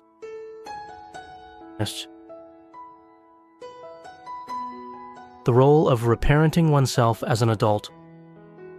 One therapeutic concept gaining attention for survivors of toxic parenting is reparenting. This involves adults learning to provide themselves with the nurturing, compassion, and safety they never received as children. In many therapy sessions, the individual is invited to visualize their childhood self, often referred to as the inner child, and offer that younger self the empathy and reassurance they lack. Techniques can include writing letters to one's younger self, guided meditations, or journaling exercises that focus on comforting the injured inner child. Reparenting strategies encourage survivors to validate their own emotions rather than suppress them. They develop healthier self-talk, shifting away from internalized criticism toward gentle encouragement. By repeatedly offering themselves what they wish their caregivers had provided, survivors slowly reshape their emotional landscape. This approach not only boosts self-esteem, but also reduces destructive coping mechanisms. Critics of reparenting caution. But it's not sufficient. It is not sufficient because it is a fantasy. Do I need to go back? Let's go back. Just a moment. I want you to listen to this again. Criticism toward gentle encouragement. By repeatedly offering themselves what they wish their caregivers had provided, survivors slowly reshape their emotional landscape. This approach... Yes, we do. By offering through, and this is often what therapists give to us, okay? By offering to myself what my parents or family members did not give to me, I slowly reshape my emotional understanding of the landscape from my past. But it is not sufficient because it is a fantasy. It is not real. It is something I'm having to, as Alcoholics Anonymous might state, you fake it till you make it. You be sober until you're sober. It's fake. It's false motivation. I'm making an effort to give to myself something that was never given to me. I want you to understand that. Is that I'm having to lie to myself that I am loved, I am worthy. But if you dig deeper, even your own family didn't think you were worthy. And even your own family didn't show you love.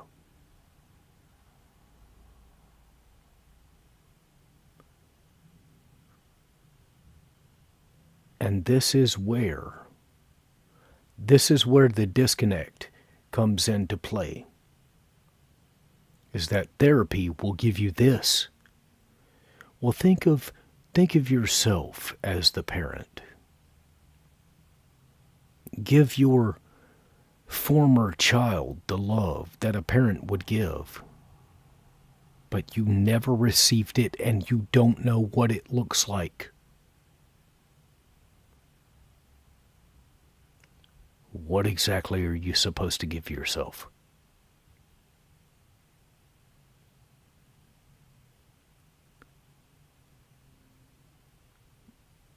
My brother in Christ, forgive me if that seems like a misrepresented mic drop moment, but in truth, when you look at it,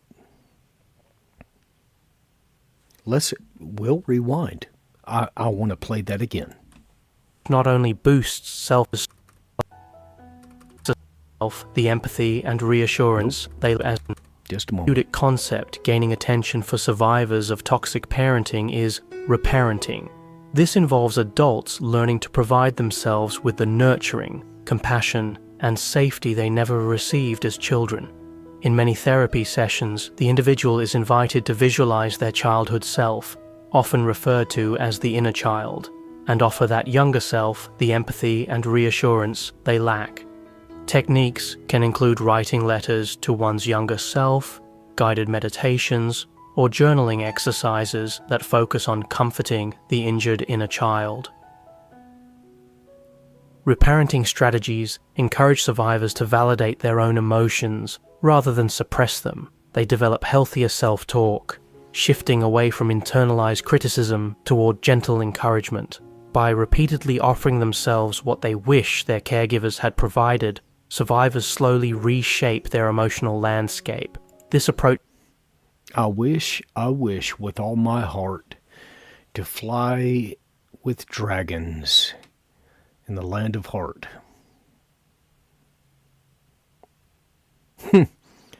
King, you write whatever you write. It's the same thing as this.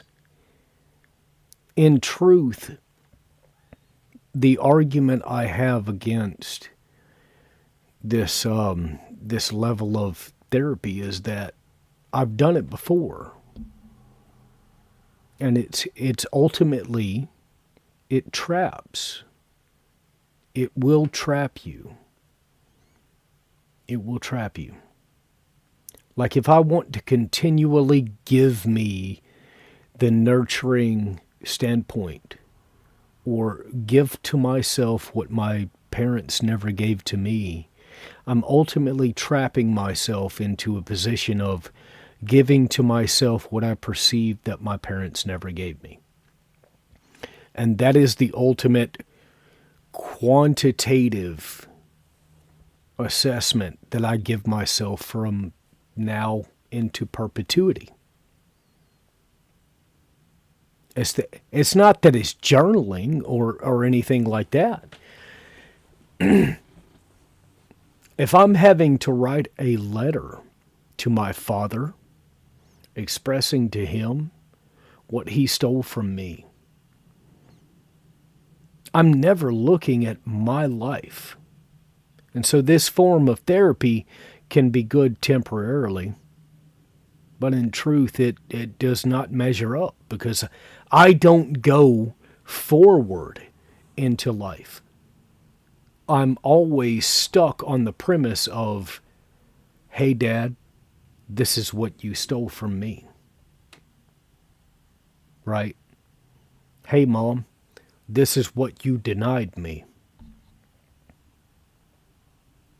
So this idea of what this gentleman is saying right now, albeit for me, because he seems like the psychologist,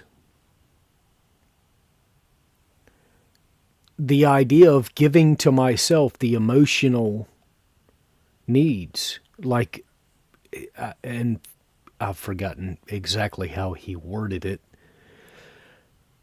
but if I'm supposed to give to me something that was never given to me, I go back to the analogy of, if you want water and all I have is coffee, how can I pour you water? Well, I can't do that. I can't do that. I don't have water. I got coffee. Sorry. You want something from me, you can't get blood from a turnip, you know?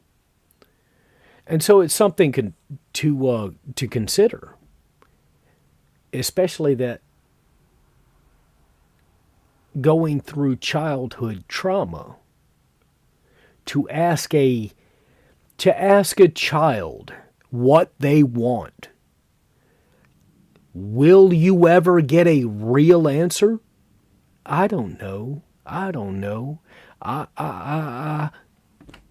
You're gonna get a bunch of I don't knows.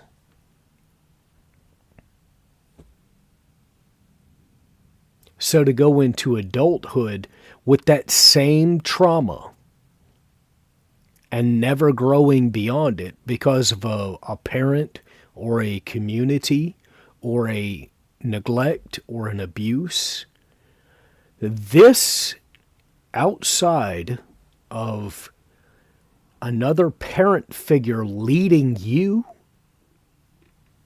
you're not going to do it. It's not going to work.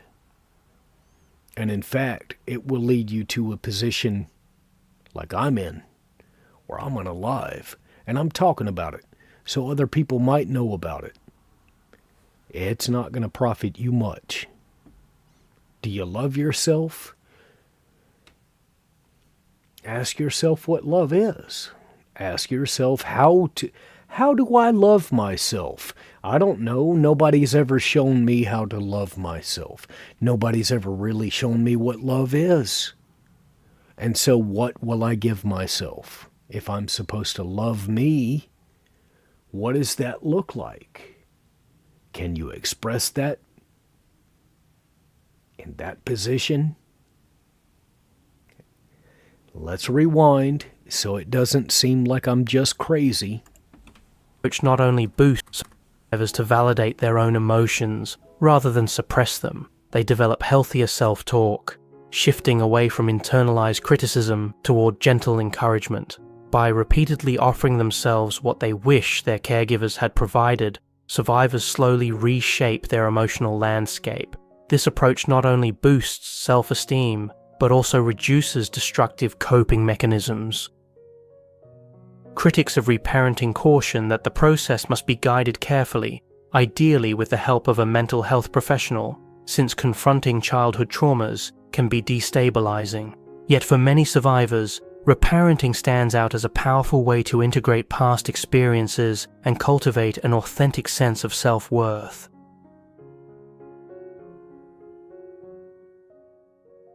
Advice for professionals and community leaders. Teachers, social workers, healthcare providers, and faith leaders often stand at the front lines when it comes to detecting and intervening in toxic family situations. They have the opportunity to observe children's behavior, academic performance, and emotional well-being over time. By educating themselves on the hallmarks of emotional abuse, these professionals can spot red flags and direct families to appropriate resources. Gently broaching the topic of parenting with caregivers requires sensitivity. Lecturing or condemning parents outright may cause defensiveness. Instead, professionals might start by highlighting a child's strengths and potential, and then suggest constructive parenting strategies or referrals to family counseling. They can emphasize that seeking help is a sign of strength rather than an admission of failure. Community leaders can also organize workshops, support groups, or seminars on healthy communication within families.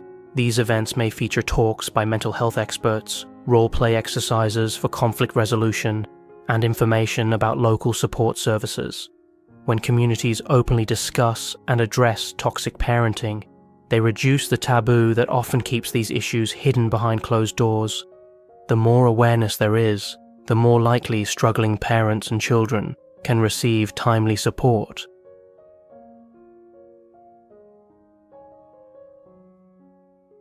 Global perspectives on legislative measures.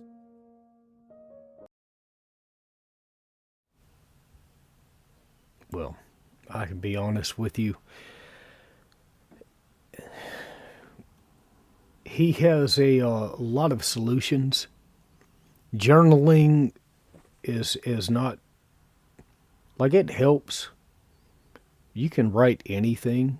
Like, if you remember the cartoon Doug, where he writes, "Dear Journal, I met a girl today. Her name's Patty Mayonnaise."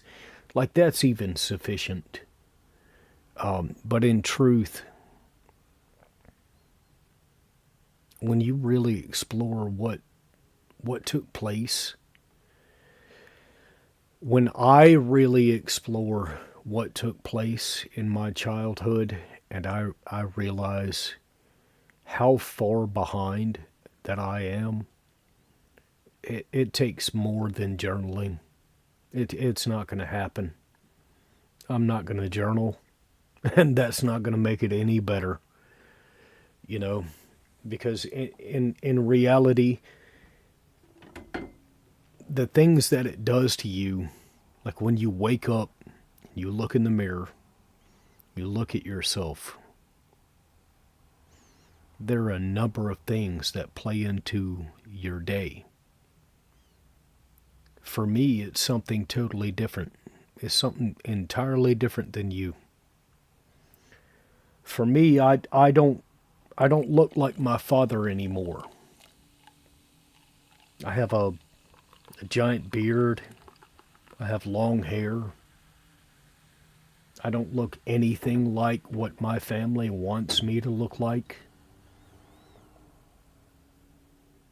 Perhaps that's avoidance. But in truth, when you look at it, I did a video the other day.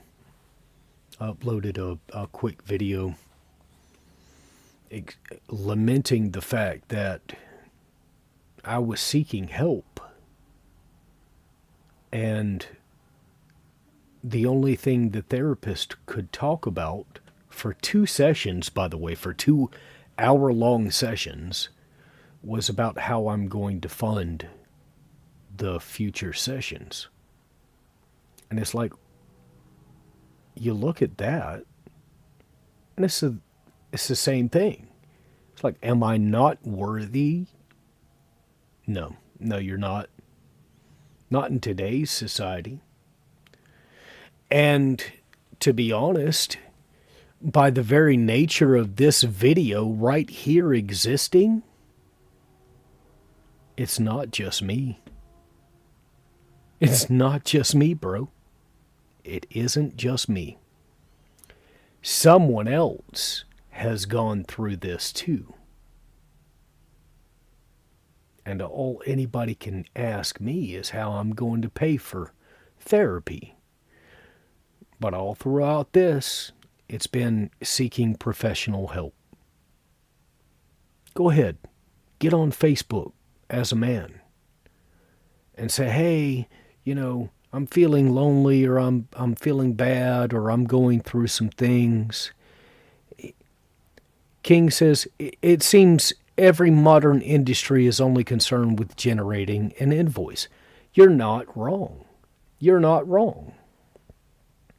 Even this video, okay, even my video right now.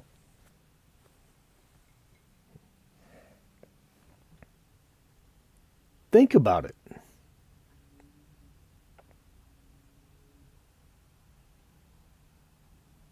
How many things have you come across on the internet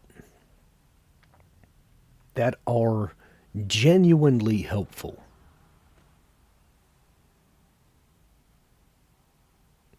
And I fear that if I wait, it will be not well received.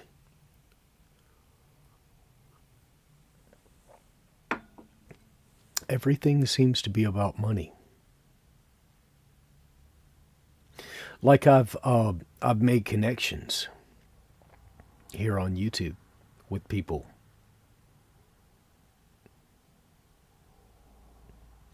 And in my mind, they haven't attended this video. They're not doing that. And to me, it's something wrong with me. But in reality, every modern industry is only concerned with generating an invoice. People are trying to make money. And that's how far back I've been set. And so be it. That's where I am. I'm trying to speak with people on a genuine level, and they're trying to make money. And that's okay. He says that. King says that's probably not you. Society has a lot of relationship issues. Oh, well, certainly. Absolutely. I can't agree more. I can't agree more.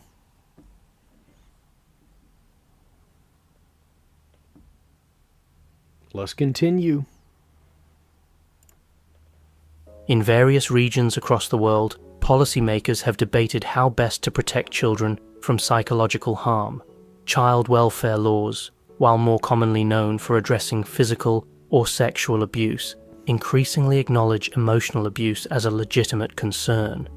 In certain areas, legal definitions of child maltreatment explicitly include emotional harm, granting Child Protective Services the authority to investigate and intervene. However, enforcement remains challenging, since evidence of emotional abuse can be subtle and may rely heavily on personal testimonies rather than clear physical indicators. Critics of legislative approaches argue that increased involvement of authorities in family matters could infringe on parental rights. Others assert that, while legislation is essential, it must be paired with preventative and supportive measures that address root causes such as poverty, mental health crises, and generational trauma. Ultimately, the global conversation underscores a tension between safeguarding children's rights and preserving family autonomy. Nonetheless, many child advocates... I did speak to this a little bit ago, is that, what decision do you make? And thanks to him for putting it into words, is where do you draw the line between family autonomy and child safety? Like, you don't want the state taking over the family, but human beings are human. They're fallible. And so where do you draw the line? I'm not a judge, so don't hold me to anything, but it is a question to ask, because I found myself in a position where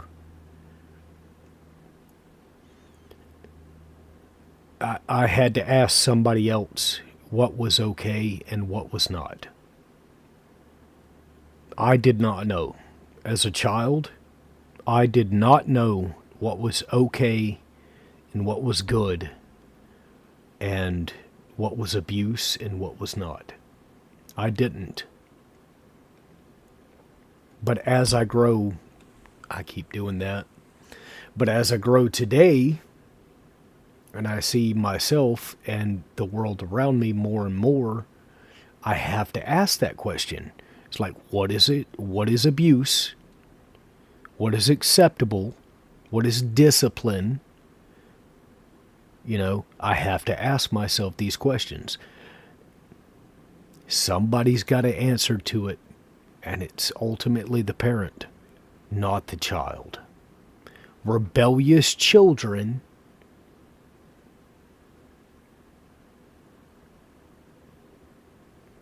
seriously, why is a child rebellious? You have to ask that. Why is a child rebellious? It's not a spirit. Let's continue.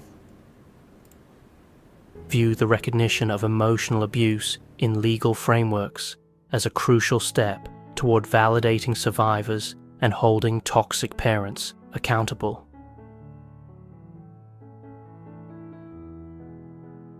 Addressing the parent's mental health.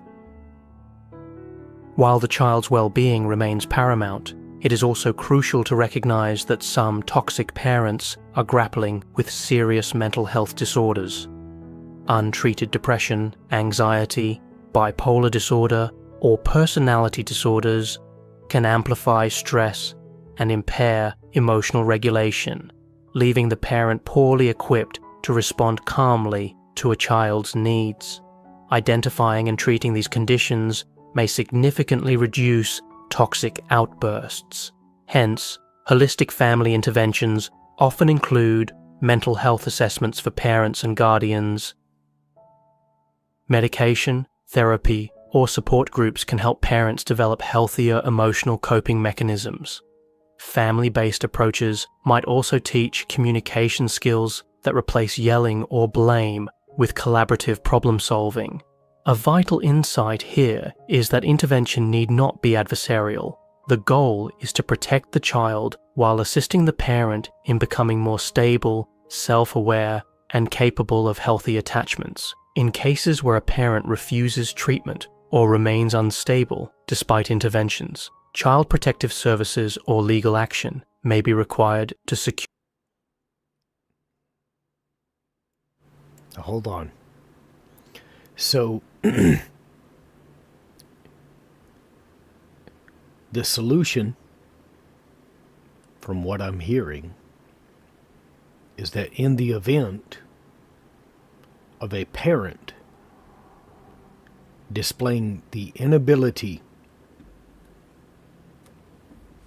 to moderate and mitigate their own childhood trauma,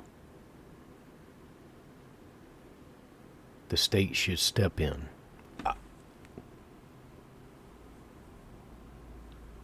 I'm not saying that. I may be hearing that wrong.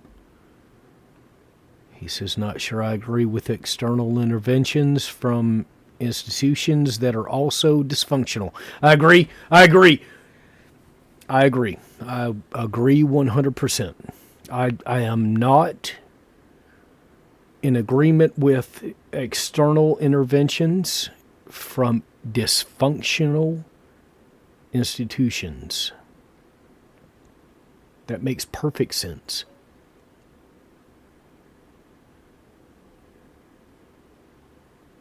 But if we think about it, if all that you have is a dysfunctional external institution,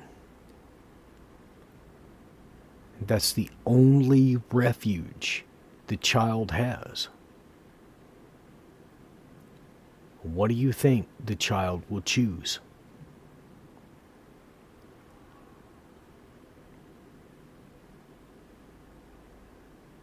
On a serious note, go ahead and comment now. What do you think the child will choose? Do you think the child will continue to choose the dysfunctional parent, or will the child choose the dysfunctional institution?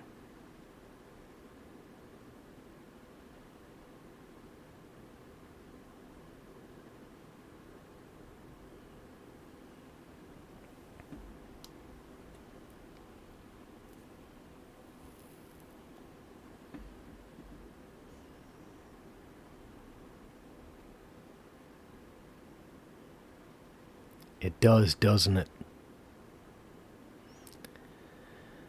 It is a false choice.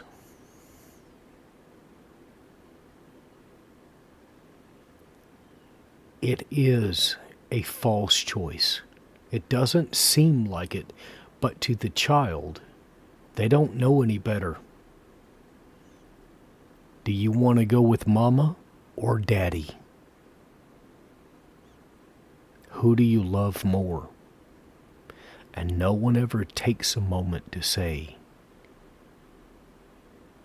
you should love yourself. Not one person in the court system in America says, hey, you're worth loving. It's always about, do you want to go with mama or daddy? And I didn't make this video. This is not my video. I did not make this.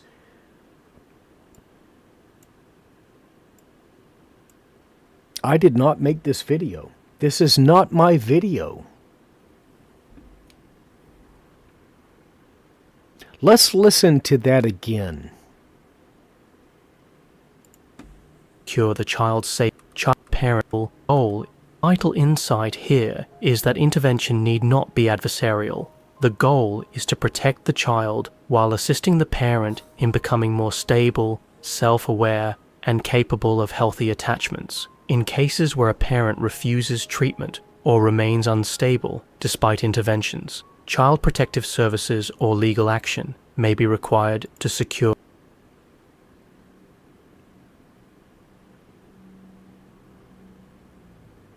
I'm not the one who made this video, bro.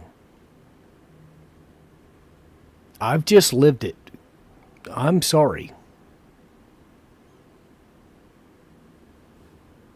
It is a false choice. Intervention? Yeah, that's a hard one, especially as a child. It's a very difficult choice to make as a child.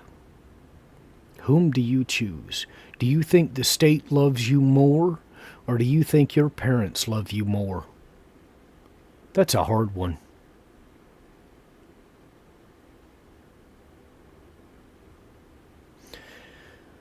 That's a hard one. And I did make a promise to try to keep the darkness to a minimum, so I'm not going to abuse you or any other listeners. But that's a very hard question, and it's one to consider. As a child, if you're a child, you have to be, and you're asked, who do you want to live with? The state or the people who are your family? That's a hard one. That's a hard one. I appreciate that comment. Almost seems like a false choice, because it is. Because it is a false choice. We don't have any understanding outside of abuse. And forgive this Greek effigy here before us. Don't focus on that. We here today in 2025, we do not have an accurate understanding of, do you want to live with your parents who are abusive, or the state who will take advantage of you and throw you into a prison system? We don't have that. We don't have that question. We don't have that question. It's a hard one, but it's one to be thought of. Like I said, how do I give myself something I was never given? How do I love myself when all I was given from childhood was abuse? Pick, choose. I mean, do you want pink or yellow? Hey, little boy, do you want pink or yellow? Sorry, I don't have any blue or red. Do you want pink or yellow? Pick. Do you want to go hungry today or tomorrow? Do you want your bullies to respect you? Or do you want to get beat up?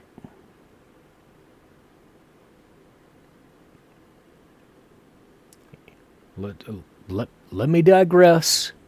We'll continue. Or the child's safety. Differences between emotional and physical abuse. Physical abuse leaves visible marks such as bruises or broken bones, often making it easier to identify and address. Emotional abuse, however, can remain hidden beneath a veneer of normalcy, as it frequently involves words, tone of voice, and emotional distance rather than physical harm. Yet both forms of abuse can be equally devastating.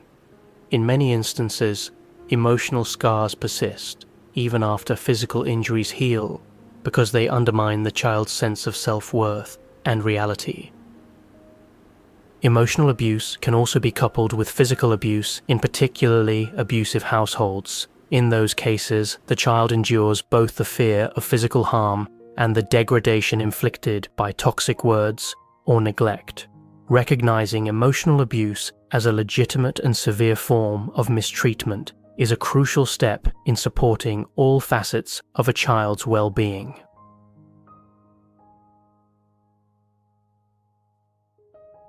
Soothing the wounds. Practical self-help tips. Survivors often ask how they can begin soothing emotional wounds if therapy or formal interventions are not immediately accessible. While professional help is highly recommended, certain self-help practices can lay the groundwork for healing. Daily affirmations. Repetition of positive statements can challenge internalized negative beliefs. A survivor might tell themselves, "I am worthy of love," or "I deserve happiness," several times a day. Mindfulness and breath. I'll be honest. This goes into even your professional life. Like if you go through your professional life and you don't experience any raises or anything like that, like I'm not. You might even find yourself saying, I'm done with this. I'm tired of working for nothing. I'm tired of my life being subject to other people's authority." You might actually contemplate like just ending it, because the only authority you have is one that doesn't care about you. And they might say that they care about you, but you're left filling out paperwork. You're left filling out paperwork and ultimately being told, "No, we can't help you." You know? And you're left with what? A negative worldview regarding yourself, and looking at yourself in the mirror, saying, nobody gives a, nobody cares, we'll say. That's a gentler statement. No one cares. No one cares about me. No one's going to help. No one's coming to my rescue. And like I said, we talked about on this channel, or I talked about, don't know if many people watched, Robert J. Lifton's thought-limiting cliches. The brainwashing is that no one cares. No one cares about me. I don't matter. I can fill out all the paperwork all day long, and no one's coming to rescue me. No one's coming to save me. This is what young men are being given today, is this excessive masculine belief about what is acceptable and what is necessary, is that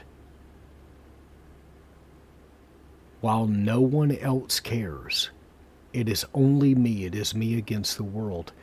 No one is coming to save me. No one's coming to save me. That is not a masculine trait. That is a childhood traumatic response. That's only one. So when a young man looks at the world and then looks at himself in the mirror and says, "No one's coming to save me. No one cares except for me. I must perform." That is not a masculine trait. That is a childhood traumatic response.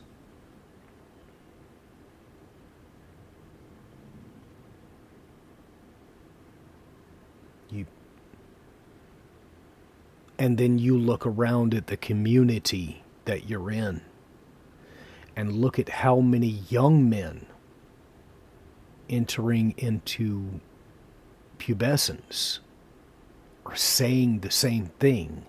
It is what it is. Because that's what they've been given. It is what it is.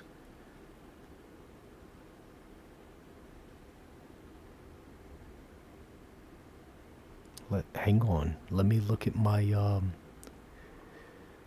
Mr. King says they care about you making money for them. You're correct. The Christian version is, I'll pray about that. Even the Southern Baptist, in response to your final comment, is the Southern Baptist is, well, God bless you. I'll pray for you.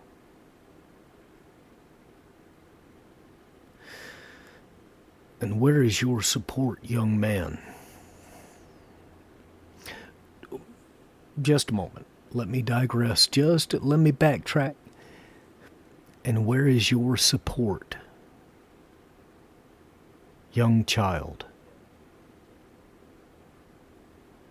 The son or daughter of someone. Where is your support?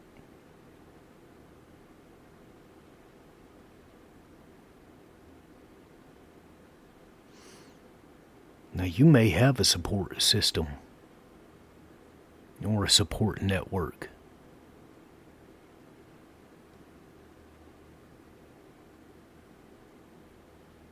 But think, and imagine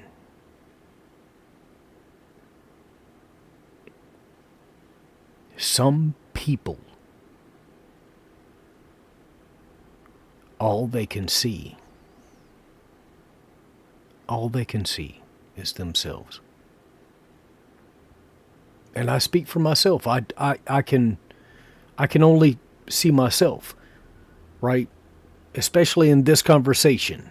So don't let me try to seem more superior than anyone else. But in truth, when you look around and you, as a victim of childhood trauma, or as this video states, a survivor, does the world owe you understanding?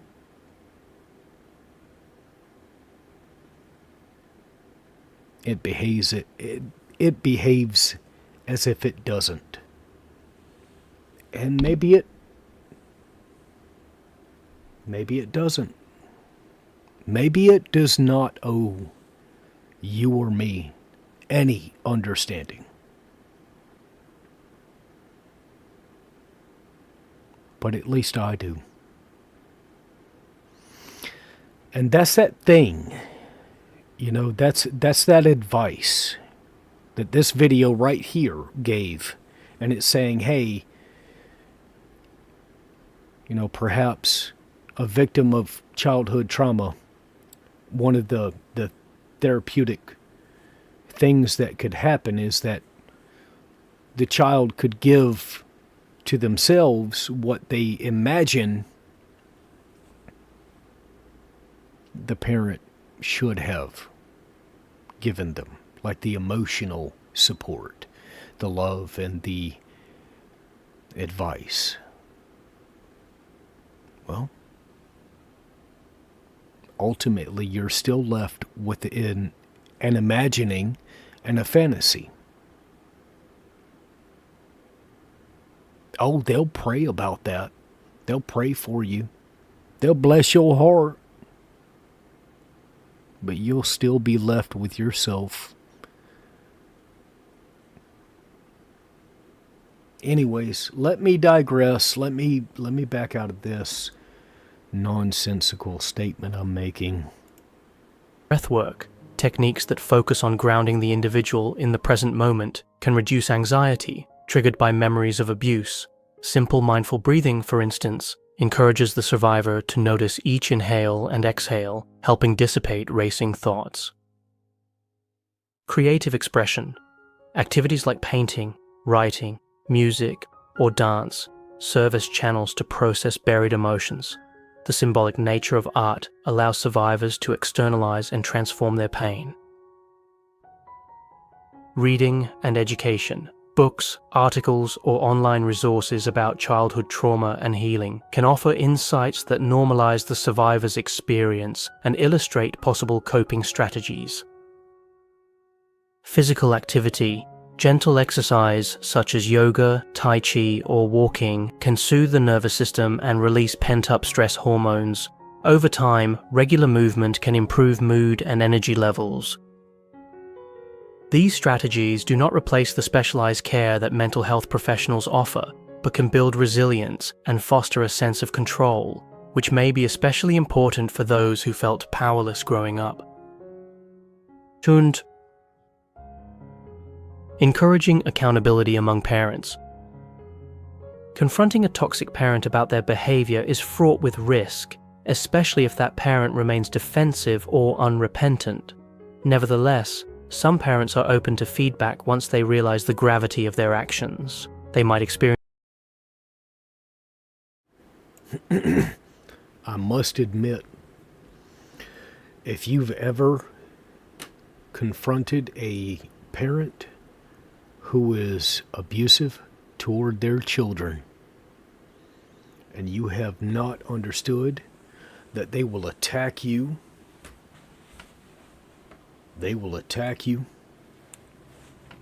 threaten you, they will threaten the child, they will attack the child all the way up until the police come, and then threaten that when they're released from jail, they will harm the child.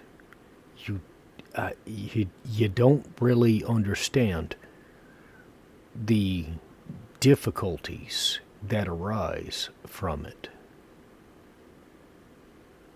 I can remember I was in sixth grade, and my grandparents hired a quote, I'll put it in scare quotes, a karate instructor. This was an older gentleman who owned a dojo, and his disciplining techniques consisted of, if the child had done anything wrong, he would, let me try to find words that would fall in line with YouTube's policy, is that the discipline would be the repeated and constant. Let me think, bear with me.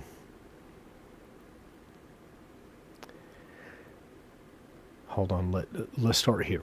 The gentleman would use a fake bamboo sword that was meant for sparring,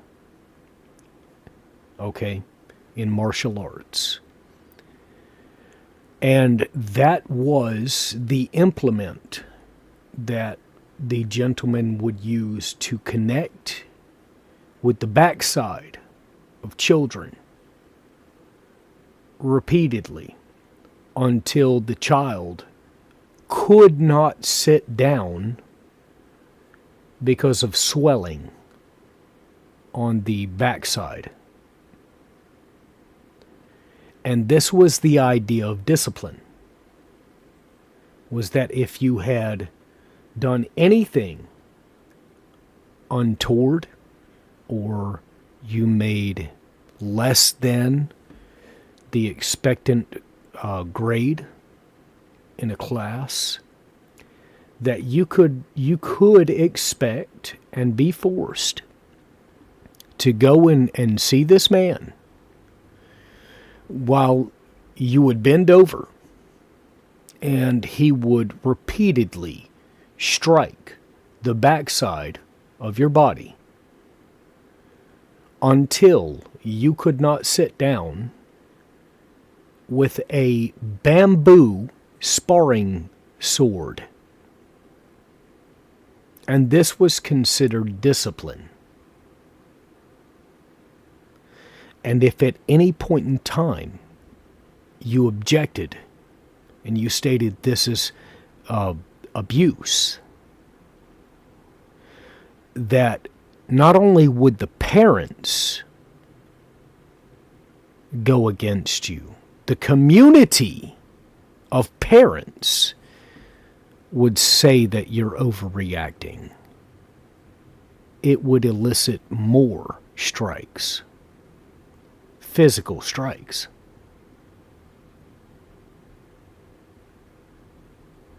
That's how important it is for a child to be heard.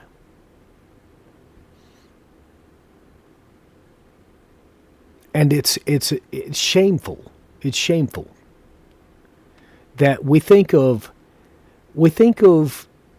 this discipline as if the Bible states, "Spare the rod, spoil the child," as if it's meant to thrash the child into obedience.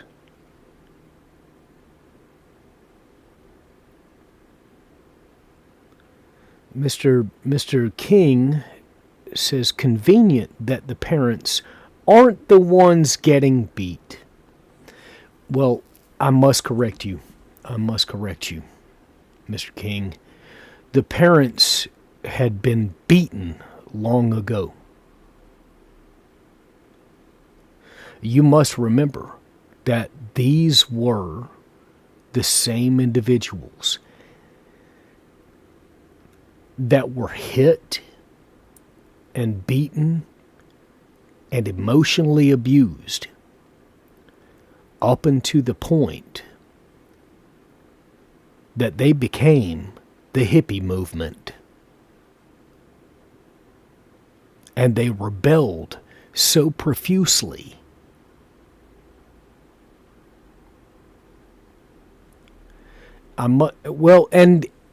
And in truth, I say that because that age demographic of us, I'm 35, I don't know how old you are, that age demographic of individuals who were brought up on back in my day, and we had leather straps broken over our backsides and etc. These were the ones hiring. They hired people to harm us.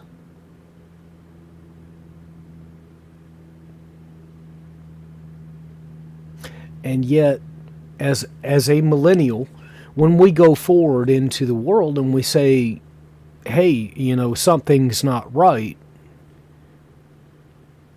it's not that we're met with pushback, it's that we're met with pushback that triggers a lot of the things that we went through as children. And we're called snowflakes for it. And that's fine. I'm getting off on a tangent, because Gen Z right now is not accepting any of it. And I respect them for that. No matter how debaucherous their lifestyle is, they're not taking it. But here I am. I, myself, am the whiny baby cry on the internet saying, hey, look at this video. This is what I've gone through. You can look at it and see it for what it is, People got what they wanted. They got what they wished for. And it is convenient. It is very convenient. Let me digress. Let me continue playing this video before I go too far off the rails. Experience remorse, seek therapy, or commit to parenting classes. Such parents can learn to apologize sincerely, repair ruptures in the relationship, and replace unhealthy habits with respectful forms of communication. Accountability is not about scapegoating or humiliation. It is about recognizing the consequences of one's actions and making amends. Children who witness a parent take responsibility for their mistakes can begin to heal, as they see that their pain is acknowledged. This process can be long and uneven, but every genuine effort at accountability helps rebuild trust. If the parent remains entrenched in denial, survivors may need to protect themselves by enforcing boundaries or reducing contact, as repeated attempts at forcing accountability may do more harm than good. I must admit that I don't maintain contact with my family. There is one family member that I will reach out to very seldomly, but I respect her to the point she's got a family. She's older. She's an older cousin of mine. She has a family. She's married, and she has children that are, I'd say, 10 years younger than me. But I don't reach out. There is a boundary. I have set the boundary so high that I do not reach out to my family. It's non-existent. There's none of that. Done. You know, when I look at my life and I say I had to move to an entirely different new state, I mean it. I had to do it multiple times. I tried to reach out to my family, and there was more abuse that took place. End of story. So when somebody says set boundaries, yeah, that's something. Yeah, it's something for you. Yeah, set boundaries so that no one takes advantage of you. But if you are in a position where the abuse is so substantial that you have to go no contact, you go no contact, you move entirely to a different state, every single thing that happened previously comes up, like all of the abuse that you had to deal with, and making sense of it on your own. It literally is your own. You have to deal with it on your own. There's nobody going to help you. Period. I know this is a nice little rocket of somebody setting boundaries and moving on, and they're gonna shoot to the moon, right? No, bro. No, bro.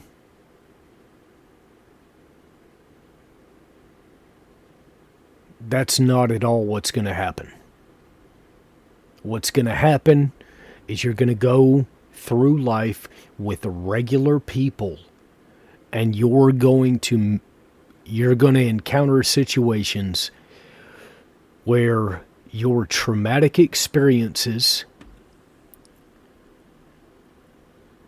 that you've learned to behave in a certain way, right? These traumatic experiences are going to come up, and you're going to behave in the manner that your family or the toxic parent, as per this video, taught you to behave, and you're going to blow it.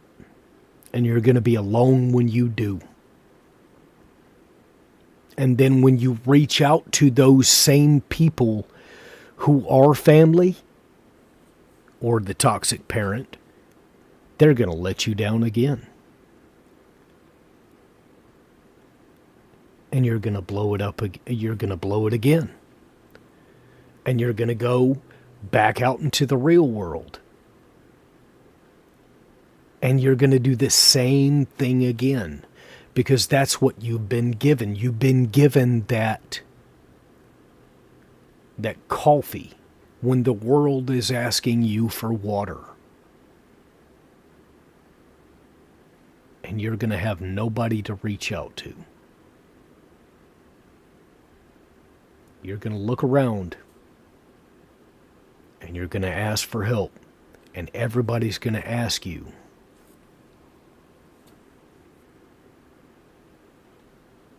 why don't you contact your family?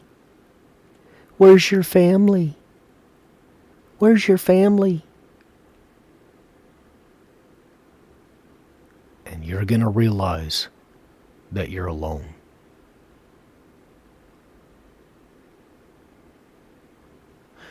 All right. Let's continue. Creating positive family rituals. For families committed to moving away from toxic patterns, creating new, positive rituals can help foster closeness. These rituals could involve shared mealtime discussions, weekend outings, or gratitude circles where each family member shares something they appreciate about the others. Structured activities promote healthy communication and encourage the child to express themselves without fear. This also provides opportunities for the parent to practice newly learned skills, such as active listening or offering constructive feedback. By weaving these rituals into daily or weekly routines, the family gradually redefines its narrative. Instead of centering interactions around criticism or silent tension, they focus on mutual respect and warmth. This transition requires patience, and setbacks are inevitable, but consistent effort can shift the emotional atmosphere of the household toward one of genuine support.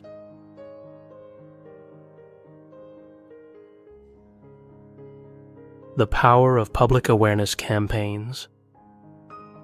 Across the globe, non-profit organizations, activists, and governments are running campaigns to highlight the effects of emotional abuse on children. Public service announcements, social media movements, and documentary films often feature the testimonies of survivors who bravely share their stories. These accounts can be eye-opening for those unaware of the severity of toxic parenting. By putting a personal face on the issue, campaigns invite empathy and motivate communities to question harmful norms. Awareness efforts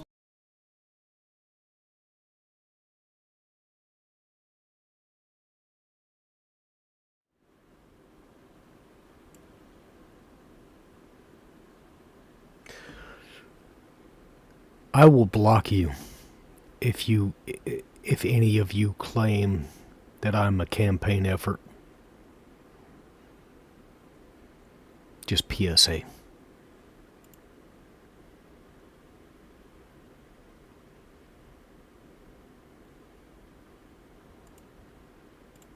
where each family member shares something they appreciate about the others. Structured activities promote healthy communication and encourage the child to express themselves without fear. This also provides opportunities for the parent to practice newly learned skills, such as active listening or offering constructive feedback. By weaving these rituals into daily or weekly routines, the family gradually redefines its narrative. Instead of centering interactions around criticism or silent tension, they focus on mutual respect and warmth. This transition requires patience, and setbacks are inevitable, but consistent effort can shift the emotional atmosphere of the household toward one of genuine support.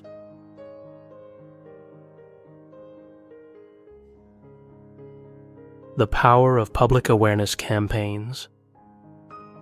Across the globe, non-profit organizations, activists, and governments are running campaigns to highlight the effects of emotional abuse on children.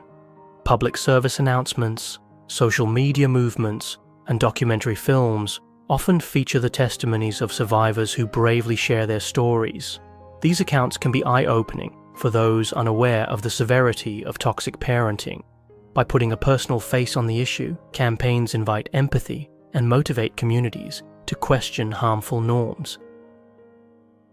Awareness efforts can also educate bystanders on how to help. Neighbors, relatives, and friends who observe concerning behavior may be more inclined to step in or report suspected abuse if they understand the warning signs. Equally important, survivors who see public discussions of childhood emotional abuse may feel less alone, recognizing that help and validation exist beyond the walls of their homes. In this way, public awareness campaigns create safer environments by making it clear that emotional abuse is neither an invisible nor an acceptable reality. Change seul. Healing from toxic parenting is not a quick sprint, but a long-distance journey filled with unforeseen challenges. As survivors progress, they may uncover deeper layers of pain, question long-standing beliefs, and face emotional setbacks. However, every step forward, no matter how small, represents a victory against internalized negativity. Over time, self-awareness grows, coping skills sharpen, and new relationships begin to form based on mutual trust rather than fear. Hope emerges not only from personal transformation, but also from witnessing the efforts of a worldwide community. Parents seeking to break generational cycles, advocates demanding child-centered legislation, and mental health professionals dedicating themselves to early intervention all contribute to a culture in which children are cherished and protected. Though the road is long, the collective movement toward acknowledging and addressing toxic parenting can indeed foster conditions. What type of legislation? Are we talking about red flag laws? Are we talking about what type of legislation? That's my issue. And not to get political with it, but if we're talking about legislation to where the state can come in and express to you what you can and cannot teach your child, I'm against it. But if we're talking about some form of it's within the best, I don't even want to start it there. If the child is exhibiting behaviors of emotional or physical or psychological abuse, I think that needs to be defined. Especially because I myself, don't let me be the arbiter of truth here. But if we're talking about something, hang on, let me find my words. If we're talking about an environment that is going to lead a child to being like me at 35 with unresolved issues, I think it's a good thing to try to intervene. I really wish, I really want to know what it would have been like to have a loving family. Okay? That's just me saying that. But I really am skeptical of state institutions coming in to saying what a family can and cannot do. I'll give you an example.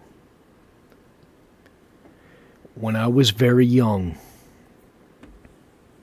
now mind you,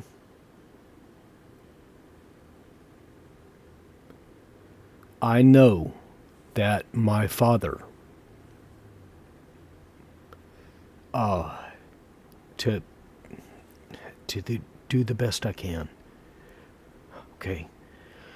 I know that my father took my mother's life. Okay, we'll leave it there. But before that, I do remember the qualities of my father's work ethic. I used to, at a very young age, dig ditches with him.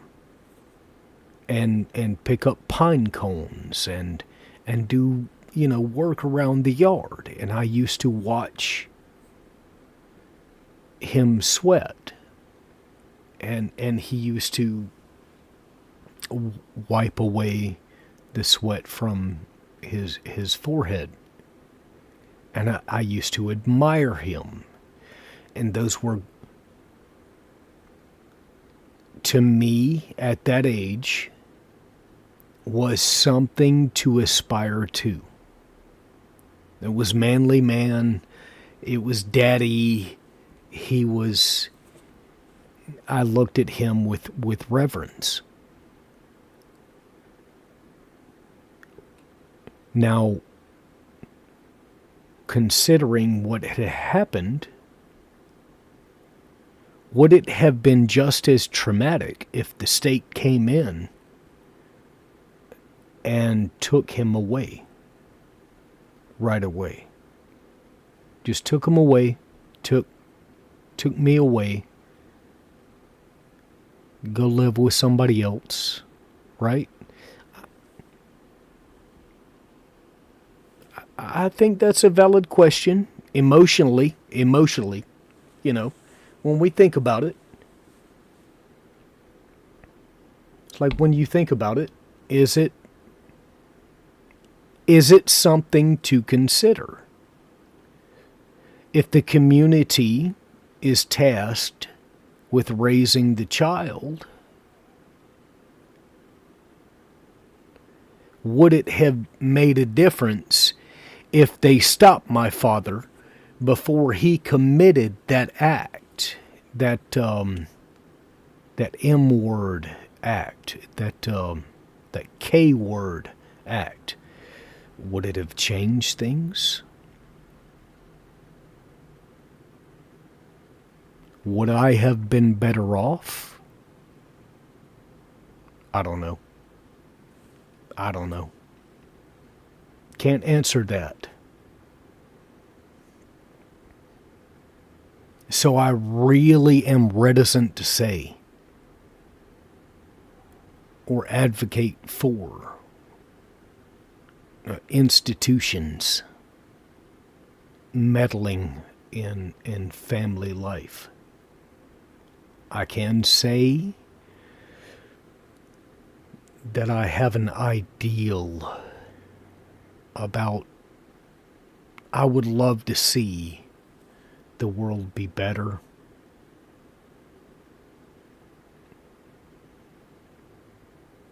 All right. Let me digress. Let me go ahead and play this. Under which children can flourish. By engaging in honest reflection, parents can reshape their relationships with their children, substituting control and insult with empathy and encouragement. By extending compassion to themselves, survivors can finally reclaim the childhood they lost in spirit, if not in time. By speaking out against emotional abuse, communities worldwide can ensure that the next generation grows up hearing words of affirmation instead of words that wound. In the end, the key to dismantling toxicity lies in recognizing the inherent dignity of every child. No child deserves to be harmed by those entrusted with their care. As we expand our understanding of emotional and verbal abuse, we can transform not only individual households, but also the very fabric of society, forging a brighter, more compassionate future for all.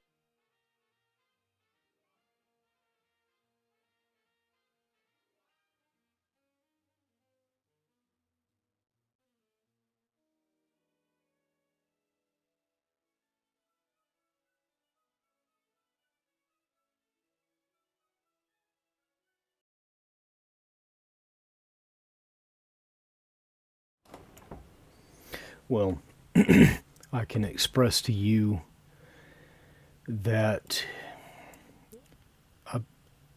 I've been here for 3 hours now talking about this. I probably said a bunch of nonsense, but in truth, if we look at this video alone, this man this man made an hour-long video regarding this. And it's an entire lifetime for many of us. It's only an hour long. But for many of us, it's a lifetime. It's a lot to take in. And it's sad. Because if you ask us who went through the childhood trauma, many of us can't give you an answer as to what is best. We're only given what we're given. And then we go into the world and we try to hold down jobs and we try to get therapeutic help, psychological or otherwise. There's nothing. There's nothing. And I've even gone so far as listening or watching and viewing videos of this caliber, and they still leave the same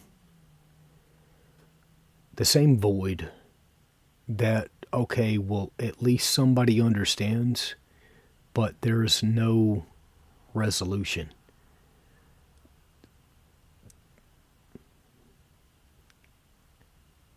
Hell, I'm even struggling to find words. And it's sad, because I myself, I look at videos on YouTube where it's millions of views and it's a bunch of dumb people talking. We look at the if you're not making 100,000 a year kind of videos, right? Or millennials are lazy, or Gen Z's lazy, or etc. ad nauseum. And no one's taking a moment to sit back and say, is there a principle that we can understand and apply from this scientific experiment that we've put on for the past 30 years? Well, in truth, I'm left feeling numb about it, and I'm not sure where else to go. Like my previous video, I reached out for help, and the only 2 sessions that I had with a therapist were about how I was going to fund future sessions. We didn't even touch on the topics that I wanted to talk about. So when you go forward in your life, and if you ever meet children, if you ever meet yourself, ask yourself, does the world owe you understanding? Because I can't answer that for you. I don't know if the world owes you understanding.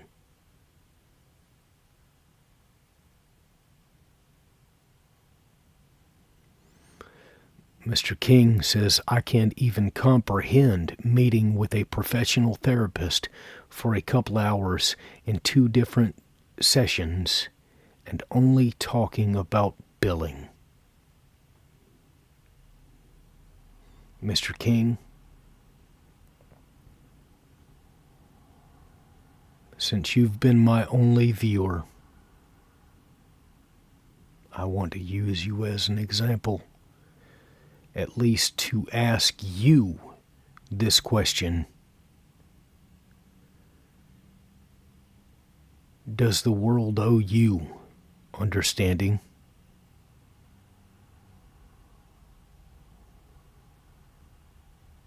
And I want to leave it there. You can answer or not. But that's where I want to leave this video. I'll give you a little time to respond, but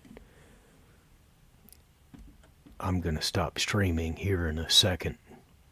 But I mean that. Once again, I'm Helen Mad Smith.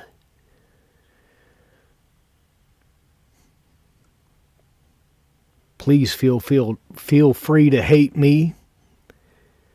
Hang on. Mr. King says the world probably owed us nothing, and even if it did, probably doesn't know how to provide it.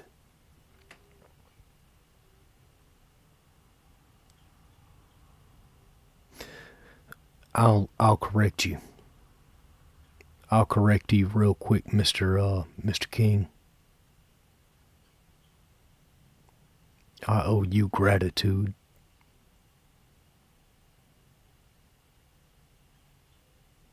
I owe you gratitude for hanging with me.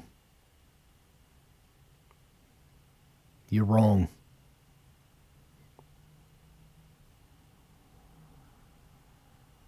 The world may not owe you understanding. At least I can say that I owe you a sense of gratitude, and I appreciate you hanging with me. And I feel badly for anyone who did not join us and contribute to this conversation. I am going to go ahead and end this stream. I appreciate that I'm glad that you thought it was interesting. I'm going to go ahead and end this stream, and I want you to go in grace, because I owe you that. I owe you that gratitude, brother. I appreciate you, and I want you to have a wonderful day.